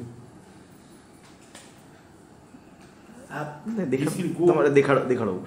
This will go tomorrow. કાલે પ્રેસમાં જવાનું, 6 મહિનામાં છપાઈ જવાનું, કારણ કે મારા પુસ્તકને એ લોકો રોકી રાખતા નથી. આરા શેઠ એ બાબતમાં બહુ જ મારી સાથે મૈત્રી ભાવથી વર્તે છે, જો ડેથ ઓવર્સ લખે છે. ડેથ ઓવર્સ એટલે તમે જાણો છો ને સૌંદર્ય, કે છેલ્લી ઓવરમાં આવે ને કે એ 6 બોલ બાકી 9 રન કરવાના, 3 બોલ બાકી 7 રન કરવાના, 2 બોલ બાકી અને 5 રન કરવાના. એ જે ડેથ ઓવર્સની જે તડાતડી છે, તો આ ડેથ ઓવર્સનું પુસ્તક છે. શું મારી જીવનનું ઓડિટ, મારા જીવનનું ઓડિટ મેં કર્યું છે. I have been very Frank in this book, very very Frank, કે બાકી નથી આવ્યું. આ બધા ટાઇટલ મળે છે ક્યાંથી? એટલે એ અચાનક જેમ સાંઈ બાબાને આમ કરે રાખ મળતી ને તેમ મને વિચાર મળે છે. અને સાંઈ બાબા નથી, પણ આમ કરે ને ઘડિયાળ કાઢે એવું મારું થાય છે. ઘડિયાળ કરતાં પણ વધારે મૂલ્યવાન ચીજ મળે છે મને. નહીં એટલે હવે ટાઇટલ અમેઝિંગ હોય એટલે નેચરલી આપણને આ બુક વાંચવાનું મન થાય. એટલે તો આ જીવનનું ઓડિટ ટાઇટલ તમને કેવું લાગે? માઇન્ડ બ્લોઈંગ છે. તેમાં નીચે ડેથ ઓવર્સ લખશું એટલે જે ક્રિકેટના રસિયા હોય તે સમજવાના છે. It is very significant title. બીજી એક વસ્તુ જે નોંધાય છે તમારા લેખોમાં, એટલે તમે છે ને પુરાતન સંસ્કૃતિ અને નોર્મલ અત્યારે ડે ટુ ડે લાઈફની મોડર્ન વસ્તુ બંને મિક્સ કરીને કોરિલેટ કરું છું. હા, પણ એ કોરિલેશન એટલે એની પ્રેરણા ક્યાંથી મળી? બિલકુલ નેચરલ છે, બિલકુલ નેચરલ. પ્રેરણા અંદરથી જ મળે છે, natural. I have no answer to this question. I have no answer to this question because it comes so naturally to me. જેમ ગાયને લીલું ઘાસ ગમે, તેમ ગુણવંત શાહને મૌલિકતા ગમે. ગાય, કોઈ પણ ગાય છે, she is programmed from within, programmed. આમાં પણ મોડર્નનેસ આવે છે. તો એ ગાયની સામે એક ઢગલો લીલું ઘાસ મૂકો અને બીજું ઢગલો સૂકું ઘાસ મૂકો. ગાય is programme from within to go toward the લીલું ઘાસ. ગ્રીન ગ્રાસ એને ગમશે. For that Cow does not require any training. Cow does not require anything else but internal messaging. આ સવાલ છે. એટલે તમારા પ્રકાશકો જે છે એમણે કોઈ દિવસ પુસ્તક તમારું રિજેક્ટ કર્યો છે આ સવાલ વચ્ચે? બનાવી જ નહીં કોઈ દોડો. They are always waiting for me. હવે આ પુસ્તકની મારે વાત થઈ ગઈ છે. આ ક્યાં જવાનું ખબર છે? પ્રકાશક પાસે નહીં, સીધું પ્રેસમાં. પ્રેસ એક મરાઠી માણસ છે સાળુંખે. એ સાળુંખેનો માણસ મારી અંદરની નિશાની એવી સમજે છે. I sending on to straight to ગરીબમાં ગરીબ માણસ છે, અમરાઈવાડીમાં રહે છે, અમદાવાદની બલરામભાઈની ચાલીમાં. ચાલી એટલી પુઅર કે વાત નહીં પૂછ્યું. તેમાં રહે છે ગરીબ માણસ, પણ ટાઈપ પર બધું કરે છે. તો એટલું સરસ કામ આપે છે મને મિસ્ટર સાળુંખે, ચંદ્રકાંત સાળુંખે. તો ચિંતન the honour of R Sheth and company એને છૂટા પછી સબ ડાયરેક્ટ મોકલી દે, જોવાનું જ નહીં અમારે. અને એને વાર નહીં લગાડે પાછો. આ તમને છ મહિનામાં પુસ્તક જોવા મળશે, 6 મહિના. બાકીના પુસ્તકો તો 4 વર્ષ સુધી તો એમ કે અત્યારે કાગળ મોંઘા થયા છે ને એટલે વાર લાગશે, એવા બહાના તૈયાર જ એ લોકો પાસે. મારામાં they are very very should and very efficient I should સે. અને મારો અનુભવ આર શેઠનો બહુ સારો છે.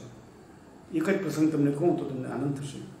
આ જે જગ્યાએ તમે બેઠા છો, એક દિવસ ભગતભાઈ શેઠનો ફોન આવ્યો કે અમે બરોડા આવીએ છીએ, હું, ચિંતન અને રત્નરાજ, 2 છોકરાઓ, અને તમને ક્યારે મળવા આવી? તો ચાલે મળવાનું છે, બીજા કામ છે તે પતાવીને અમે તમારે ત્યાં આવીશું. વાણિયા બુદ્ધિ એટલે શું કામ આવે તે મને બરાબર કહ્યું નહીં. હું કહું આવો તમે ગમે ત્યારે આવો 10 વાગ્યા પછી. એ આવ્યા, બેઠા, અને પછી પૂરા વિવેક સર, વિનય સર મને કવર હાથમાં આપ્યું. એ કવર હાથમાં આપ્યું ને મેં કવર ખોલ્યું, મને આપ્યું એટલે મારે ખોલવું પડે. અંદર જોયું તો એ 11 લાખનો ચેક, રોયલ્ટી પેટે. હવે તમે કોઈ કલ્પના કરો છો 11 લાખની રોયલ્ટીની? કલ્પના કરો, કોઈ લેખકની કલ્પના કરો, કવિની કલ્પના કરો. 11,000 નથી આપતા, નહીં 1100 નથી આપતા સાહેબ, મને 11 લાખ મળ્યા. હવે આ વસ્તુ મેં કહ્યું મહારાષ્ટ્રને કે મારા દુશ્મનો ઘણા છે, તમે આ વાત જાહેર કરશો નહીં. એમણે ફોટા બોટા પડાવી લીધા, બધું છે. It is for archaeology, not for me. But 11 લાખનું ચેક પ્રકાશક લેખકને ત્યાં જઈને સામેથી આપવા આવે, વિનયપૂર્વક આપે અને ફોટા પડાવે ગૌરવપૂર્વક, એવું તમે સાંભળ્યું છો કોઈ દિવસ? This is fact. અને આ બધા જે દુશ્મનો છે તે તમારા મિજાજને કારણે કે તમારી રેશનાલિટીને કારણે? નરતમ પલાણે નોંધ્યું છે, નરતમ પલાણ પોરબંદરમાં રહે, એને નોંધ્યું છે કે ગુણવંતભાઈનું સજ્જ ધજ્જ વ્યક્તિત્વ એવું છે, એ પણ હું તમને બતાવી શકું હમણાં, કે શત્રુઓ એમને સામેથી મળી રહે છે. જેમ વિચારો મળે છે એમ એમના વેઠી શકતા નથી, એમનું તેજ વેઠી શકતા નથી, એવું મતલબ હતી એમની. ના, એટલે વિચારો મળે છે એમ શત્રુઓ પણ મળે છે. શત્રુઓ બહુ સહજ રીતે મને મળે છે, કારણ કે હું આખા બોલો છું. હવે આખા બોલની મારી વ્યાખ્યા શું છે તો મૌલિક છે બિલકુલ. આખા બોલો માણસ એટલે સરદાર પટેલ જેવો માણસ. આખા બોલો માણસ એટલે શું કે જે બોલતી વખતે આંખોનો આંખો રહે છે. હવે આપણે જેને ચારિત્ર કહીએ છીએ ને, તેનો સંબંધ સેક્સ સાથે નથી. ચારિત્રનો સંબંધ ઓનેસ્ટી સાથે પણ ખરો, પણ ચારિત્રનો ખરો સંબંધ તમારા વ્યક્તિત્વના ભાગલા ન પડે, તમારું પર્સનહુડના ટુકડે ટુકડા, કોઈ એક યહાં ગીરા और दूसरा वहाँ गिरा, तो जो सिनेमा गीत છે ને, એવા ટુકડા નહીં પડે. એ ચારિત્ર દિલ કે ટુકડે 1000 हुए, દિલ કે ટુકડે 1000 हुए, એક યહાં ગીરા, બીજા દૂસરા વહાં ગીરા, એ જ મારા મનમાં. તો તેમાં integrated personality, integration is the character, real character is integration. તમારા વ્યક્તિત્વની અખિલાઈનો ભંગ ન થાય એ ચારિત્ર, બાકી ચારિત્ર ખોટું. So what I will tell you, I will tail my friend also, I will tail my enemy also. એને ગમશે કે નહીં ગમશે એની પરવા હું નથી કરતો. હું આવી પરવા કરતો નથી, તેને લીધે મારું તેજ ટકી રહ્યું છે એમ મને લાગે છે. સર, બીજી એક વસ્તુ જે ઓબ્ઝર્વ થઈ છે, બીજી વાત તમને કહું, અનુભૂતિની વાત. Please sir. કે જે માણસ બહાર ટીકા કરતો હોય ને મારી સામે મળે ત્યારે વાંકો પગે લાગે. મને ખબર હોય કે આ તો હાળો મારી પાછળ પડી ગયો છે, પણ એ મને જુએ પછી પગે લાગે વાંકો. એ મેં જાત બનીને જાત્રામાં નોંધ્યું છે આવા અનુભવો. જે બિલકુલ અઠંગ શત્રુ હોય પણ એ મળે ત્યારે માનપૂર્વક જ વળે, મળે ને વળે. આ મારો રોજિંદો અનુભવ છે. અમદાવાદ જાઉં ત્યારે 2-4 જણા મળવા આવે હું જાણું કે આ આપણને ખોતરે છે બહારથી, પણ એ ખોતરનારો પણ આવીને વાંકો વળીને પગે લાગે. એવું કંઈક એટલે સાચો હોવાને કારણે એને જ હું ચારિત્ર કહું છું. Integrated personality, not that I claim integrated personality, to have integrated personality, એવો દાવો નથી કરતો, પણ આવું કંઈક હોવું જોઈએ એવો વહેમ મને પડે છે. અને સર એક સહજતા સાથે તમે સમાધિ વિશે પણ લખી શકો છો અને સંભોગ વિશે પણ લખી શકો છો. આ સહજતા એમાં થોડોક ફાળો રજનીશનો ખરો, થોડોક ફાળો, બધો નહીં. હું જ્યારે પાટકર હોલમાં હતો, માળ પર રહેતો હતો, ત્યાં પછી સુરત દલાલ લેવા ગયા, તે વખતે રજનીશના 13 લેક્ચરો ગોઠવાયા માનવ મહાવીર પર.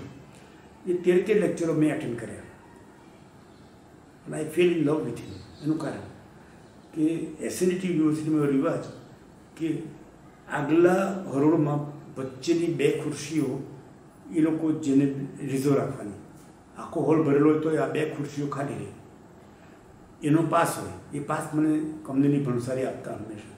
તો રજનીશના બધા લેક્ચરો મેં 10 ફૂટ દૂરથી સાંભળેલા અને I felt that this man has to offer something. એ પ્રભાવ કેવો, એટલે એ એક્સપિરિયન્સ શું હતો? એ એક્સપિરિયન્સ એવો કે મૌલિકતાના માલિક હતા રજનીશ, કહેવું પડશે આપણે. એટલી મૌલિકતા મેં ક્યાંય જોઈ નથી. અને પુસ્તકો વાંચે તેમાં ખાસ કરીને એક પુસ્તક છે હિડન હાર્મની. હિડન હાર્મની મારું પ્રિયમાં પ્રિય પુસ્તક, બાકીનું બધું મેં નથી વાંચ્યું. પછી તો મેં રજનીશને વાંચવાના જ માંડવા કર્યા કે અસર પડે ને આપણાથી કંઈ લેવાઈ જાય તો. એટલે મેં રજનીશ છેલ્લા 25 વર્ષથી આઈ રિપીટ 25 વર્ષથી મેં એક પણ શબ્દ રજનીશનો વાંચ્યો નથી, સિવાય કે કોઈ મેગેઝિનમાં કોટેશન હતી, બાકી મેં નથી વાંચ્યા. એટલા માટે he might have an impact on me. I never wanted somebody's impact on me when I become original person, original writer. પણ એ જે 10 ફૂટનું જે અંતર હતું, તો એ વખતે તમારી માનસિકતા કેવી હતી? તે વખતે મારી માનસિકતા એ કે તેના પ્રેમમાં પડવાની હતી. હું મળ્યો પણ છે એમને પર્સનલી. બરોડાના સર્કિટ હાઉસમાં એ રહેતા હતા ત્યારે 5 મિનિટ માટે મળેલો. માં આનંદમયી એપોઇન્ટમેન્ટ તેને મળવા દેતા હતા અને પછી કંઈક નિશાની એવી કરે કે આપણે જવું પડે. 5 મિનિટ પછી અને રજનીશ તે વખતે પાન ખાતા હતા. પાન એવું કે પાનની સુગંધ, એટલું મોંઘું પાન કે પાનની સુગંધ, આટલા અંતરે બેઠો હતો તો પાનની સુગંધ એવા કરે. એ મને બરાબર યાદ છે. સર હવે તમારે છેલ્લે કંઈક કેવું છે તમારા વિશે? ના, મારે કંઈ કહેવું નથી. હું તદ્દન સામાન્ય માણસ છું, પણ જેને લોકો અસામાન્યતા કહે છે ઉપરવાળો, એના આશીર્વાદ મારી પર છે. મને સતત એમ લાગે છે કે I am blessed soul. Everybody is a blessed soul. પણ દરેક માણસને ભગવાન જ્યારે પૃથ્વી પર મોકલે છે ત્યારે એક હોમવર્ક આપીને મોકલે છે. એ હોમવર્ક આપે છે માટે બ્લેસ્ડ છું એવું નથી કહેતો. I am blessed because I have come to know what is my homework given by him. એ હોમવર્ક મેં કર્યું છે તેનો મારા મનમાં મિજાજ છે કે મેં હોમવર્ક કર્યું છે. હવે તે માસ્તર લેસન આપે અને બરાબર કરીને જાય તે વિદ્યાર્થી જરાક મનમાં રાખે ને કે લેસન બરાબર થયું છે, એવું અભિમાન મારામાં ખરું. સર પછી આ તમને પદ્મશ્રી મળ્યો તો એ વખતે કયા સંજોગોમાં અને શું? પદ્મશ્રી મળ્યો તે મારા માટે ચમત્કાર હતો. એક જાતનો મળ્યો. પહેલાં તો એમ થયું કે નહીં સ્વીકારો. સરકારી કિતાબો મને ગમતા નથી, એમાં ગંદકી હોય છે કદાચ કોઈક વાર. પણ પછી હું લેવા ગયો ત્યારે આખા ફેમિલીની સાથે લેતો ગયો. દીકરીઓ, જમાઈ, પુત્ર, પુત્રવધુ, પત્ની, આમાં 11 જણા ગયેલા. અમિતાભને પણ તે જ વખતે મળ્યો. મારી દીકરીઓ તો મને તો જોયા જ કીધેલું, એટલે હું તો દૂર બેઠેલો હતો. પદ્મશ્રીનું શ્રેણી જુદી, પદ્મ વિભૂષણ હતા અમિતાભ બચ્ચન. તે અમિતાભ બચ્ચન બેઠા તેની બરાબર આટલે જ અંતરે આ સોફા પર અમિતાભ બેઠા હોય, મારી દીકરીઓ બધી લાઈન બનાવવામાં ત્યાં બધું. એ લોકોએ 80 મિનિટ સુધી કે 2 કલાક સુધી અમિતાભને આટલા નજીકથી જોયા જ કીધા હતા, બીજું કંઈ નહીં. હવે એના જે રાષ્ટ્રપતિ ભવનના જે ઓફિસરો છે તેને કહ્યું કે 2 જણા 11 જણા લઈને આવ્યા છે, એક અમિતાભ બચ્ચન અને કુમન શાહ. હવે પછી એવું થયું કે પદ્મશ્રી મળી ગયો પછી એટ હોમ થાય છે. એમાં તમે રાષ્ટ્રપતિને પણ મળી શકો. તમે ચા પી લીધો, આવો હલો સર, નમસ્તે સર, તો એ તરત જ તમને માન કે જાણે છે કે બધા એરપોર્ટવાળા છે. તો મને બરાબર યાદ છે કે પેલો લટકાવેલો બિલ્લો હોય ને એટલે અમિતાભ આવે, કોંગ્રેચ્યુલેશન્સ કહીને ચાલતો થાય. પછી જયા બચ્ચન આવી, કોંગ્રેચ્યુલેશન્સ કહીને ચાલતા થાય. બધાએ નક્કી કરેલું કે પદ્મશ્રી જે કોઈ રસ્તે મળે તેને અભિનંદન આપી દેવા. પછી આવી ઐશ્વર્યા, કોંગ્રેચ્યુલેશન્સ કહીને ચાલતી થઈ. પછી અભિષેક બચ્ચન આવ્યો, કહીને ચાલતો હતો. પણ શ્વેતા હતી તો એ મને મળી નહીં, કારણ કે એને એ તક નહીં મળી પસાર થવાની. પણ અમિતાભે જલ્દી બોલીને કોંગ્રેચ્યુલેશન્સ એમ કરે, ઊભો નહીં રહે પાછો. Amitabh Bachchan would not stand with you unless you say કે સર, તો તરત બોલે છે. શંકરજી વિવેકી છે. પણ આ મારો અનુભવ છે. તે વખતે કોને નહીં મળાય, જેને ધારો તેને ઈચ્છો તેને મળી શકો. અને પદ્મશ્રીઓ બધા ભેગા થયા અશોક હોટલમાં રહેતા હોય, ત્યાંથી જવાનું પણ સાથે, આવવાનું પણ સાથે. બરાબર. અમિતાભ અમારી સાથે અશોક હોટલમાં નહીં ઉતરે, એ સમજી શકાય. પણ વિવેકી બહુ, આ બધા સાથે આવો મેળાપ થઈ ગયો. અને સર, એટલે અત્યાર સુધી આમ પાછળ વળીને અત્યારે તમે જુઓ આટલા વર્ષની જિંદગીમાં, તો તમને એવું લાગે કે મેં આ મૂર્ખામી ન કરી હોત તો કંઈક બીજું મારી લાઈફ હોત, એવું કંઈક લાગે? એવું નથી લાગતું મને. આઈ હેવ નો રિમોર્સ, કોઈ પસ્તાવા નથી અને કોઈ પ્રાયશ્ચિત પણ નથી. I am happy because I am meant to be happy. હું સુખી થવા સર્જાયેલો જીવ છું ભાઈ. સુખીની વ્યાખ્યા શું? જેને ક્રિએટિવિટીની ગિફ્ટ મળી છે તે સુખી માણસ. ક્રિએટિવિટી જેવી દિવ્ય શક્તિ બીજી કોઈ નથી. એટલે વાલ્મીકીના વ્યાસ, મને વાલ્મીકીનો એવોર્ડ મળ્યો તો બાપુએ પૂછ્યું કે આપણે એવોર્ડ સાથે વ્યાસનું જોયું કે વાલ્મીકી? મને વિકલ્પ આપેલો બાપુએ. આ ખાનગી વાત છે તદ્દન. મેં કહું વાલ્મીકી રાખો. કેમ? તો કે વાલ્મીકીને હું તદ્દન ઇન્ટરનલાઇઝ કરી ચૂક્યો છું, વ્યાસને નથી કરી શક્યો. મહાભારતનું પાછી લખ્યું છે. તમે આવતા રવિવારનો આર્ટિકલ વાંચજો, એ મારી વિનંતી છે. તમને મારા આ બધી વાતનો તાળો મળી જશે. અને સર, એટલે બધા લેખકોની અલગ અલગ સ્ટાઇલ હોય છે. દાખલા તરીકે હરીન્દ્ર દવે ઇંક પેનથી જ લખતા હતા, તો એ ટાઈપની તમારી કોઈ સ્ટાઇલ? મારી સ્ટાઇલ એટલે નિખાલસતા વત્તા મૌલિકતા વત્તા બધું. હું એમ નહીં વિચારું કે મોદીના વખાણ કરીશ તો લોકો ટીકા કરશે, એવું નહીં વિચારું. એક વર્ગ એવો મોટો કે જે મોદીના એક પણ વખાણ સહન નહીં કરી શકે. પણ મને લાગ્યું હોય કે અહીંયા મોદી સાચા છે તો હું લખું જ. તે વખતે મનને મારું નહીં. આ મનને ન મારવાની વૃત્તિ લખતી વખતે, that is perhaps May B the secret of my success. નહીં, એટલે કહેવાનો મતલબ એ હતો કે ભાઈ હવે હરીન્દ્ર દવે ઇંક પેનથી લખતા હતા, રમેશ પારેખ બીડી પીને પછી જ લખે, તો એવું કંઈ તૂટકો કે? મારે કંઈ નહીં. હું સંપૂર્ણપણે નિર્વ્યસની માણસ છું. મેં ચા પણ પીધી નથી જિંદગીભર. કોફી કુલ 10 વર્ષ પીધી છે આખા જીવનમાં. તે પણ છોડી. આજે મને કોફી પણ નથી જોઈતી. આઈ ટેક ગ્રીન ટી, ફૂદનાવાળી તુલસીવાળી ગ્રીન ટી મને બનાવી આપે છે અવંતિકા. અને જ્યારે તમે સતત વ્યસ્ત રહેતા હતા અને અત્યારે તમે, તો દિનચર્યા શું છે તમારી બેઝિકલી? મારી દિનચર્યા હું એટલો વ્યસ્ત છું. મેં તમને એમ કહ્યું 5 I don't waste my time at all. Time is money. For me time is money. અત્યારે બહુ ખાનગી વાત ના છૂટકે કરું છું, કોઈ ઉદ્દંડતા થઈ જાય તો માફ કરજો. પણ અત્યારે મારો એક લેખનો પુરસ્કાર કેટલો એ મને નહીં પૂછો તો સારું. That is unbelievably high. That is unbelievably high from Divya Bhaskar. Unbelievably high. હું આંકડો નથી કહેતો. લોકોના શત્રુઓ વચ્ચે એટલો હાઈ છે. મારે તો પગારની પણ જરૂર નહીં. પેન્શન મળે છે મને. કુલ 55,000 રૂપિયા દર મહિને પેન્શન મળે છે. સર, વસ્તુ એ થાય છે કે આટલા બધા દુશ્મનો અને આટલા બધા વાંચકો, વાચકો અને દુશ્મનોને આમ કદાચ એવું નિયરલી સેમ સંખ્યા થઈ જતી હશે. ના, હા, વાચકો બહુ મોટી મેજોરિટીમાં. અચ્છા. મારો બચાવ કરવાવાળા ઘણા, હા, બોલતા રોકે એવા ઘણા. હા, પણ સર એટલે એ બંને વચ્ચે તમે બેલેન્સ કઈ રીતે કરો છો? હું ઉપેક્ષા ભાવ શીખું છું. હવે આપણો જો કોઈ ટીકાકાર હોય, એ ક્રિટિસાઇઝ કરતો હોય તો એની શક્તિ હોય તો તારવી લેવાનું કે આ વાતનો દમ છે, આ વાતનો દમ નથી, બાકીની ઉપેક્ષા કરવાની. પછી એ સામો મળે તો બહુ એને ભાવની ઘટાડવાનો. કેમથી કે ધીમેને નમ્ર પડે કદાચ. હું શત્રુઓને આવી રીતે સમજાવી લેવા, મને પટાવી લેવા માંગતો નથી. Late him remain what he is. પણ આપણે લાચાર છીએ, તો આઈ કમ્પ્લીટલી નિગ્લેક્ટ ધેમ. તો તો જ હું હેલ્ધી રહી શકું, કે હેલ્ધી નહીં રહી શકું. સર અને હવે કે હા હવે આ આટલું લખવાનું બાકી છે, હજી એવું કંઈક એમ છે કંઈ કે આના વિશે કામ કરવાનું બાકી છે એવું? મેં તમને જે બતાવ્યું ને હા તે બાકીનું જ કામ છે. It was a part of my thinking કે આ લખવું છે જીવનનું ઓડિટ, કે જેમાં પૂરી નિખાત હું ઠલવાઈ જાઉં. હવે એ કોઈ બધું છાપવા તૈયાર નથી હોતા, પણ મારે તો આ આરા શેઠ છે એટલે મોકલું. અત્યારે તમે કિશોર સાધનામાં બતાવો, આ કોને મોકલું છે તો જુઓ. It is not going to Aara Sheth, it is going to the printer. અને પ્રિન્ટરે પૂછવાનું આરા શેઠને કે ગુણુભાઈને આવ્યું છે તમારે છાપવાનું શરૂ કરું કે એ તો મને 2 દિવસમાં 2 નમૂના બતાવવાનું છે કઈ સ્ટાઇલથી છાપવું. સળુખે મને એમ કહ્યું આજે કે સાહેબ હું પહેલાં 3 પાનાની 2 નકલ બનાવીશ, કયા ટાઈપ વાપરવા, બધું આટલી બધી વર્ણકીઓ સહન કરે મને. અને ચિંતન પણ માનના બહુ જ. અને સર એટલે તમારા બુકના મુખ પૃષ્ઠો એટલે તમે પોતે તમે એના સજેશન? મારો દીકરો ડિઝાઇન કરે છે. અચ્છા. My son is working, he is a cinematographer, બહુ સક્સેસફુલ સિનેમાટોગ્રાફર છે.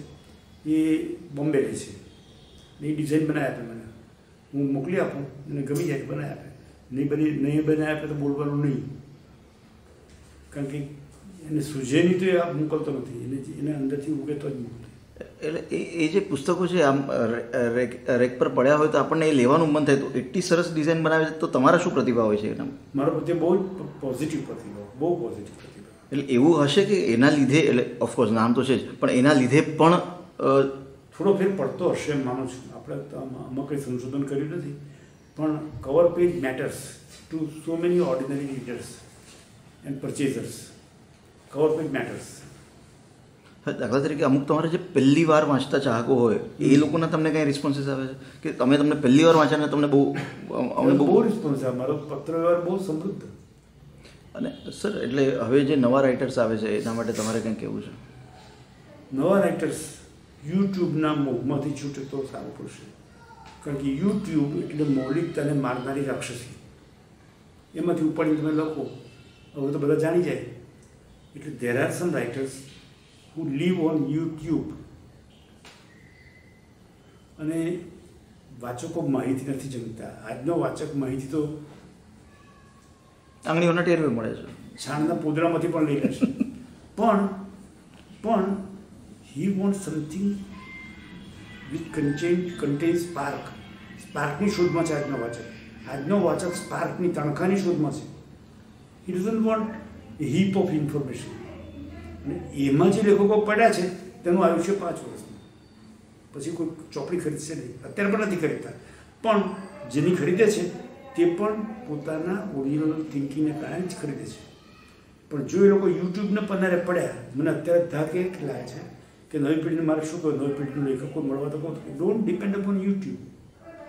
Don't take anything from YouTube, because YouTube is to be taken by so many people. તરત પકડી પાડશે તમને. 5 પુસ્તકો વાંચશે એટલે પકડી પડશે કે આનામાં કંઈ પોતાનું છે જ નહીં. એવા ફોન મારી પર આવ્યા છે અમેરિકાથી કે સાહેબ આ તો બેઠું ઉપર ઉતાવળથી પ્રગટ કરી નાખવું. એટલે મૌલિકતા એ એક માત્ર જ એ જ ટકી શકશે. હવે જો પુસ્તકોને ટકાવવા હોય તો મૌલિકતા ન હોય તેવા પુસ્તકો પ્રગટ જ ન કરો, અને કરો તો મૌલિકતા તપાસીને કરો. Because nobody wants information now. તમને મને એમ થયું કે મારે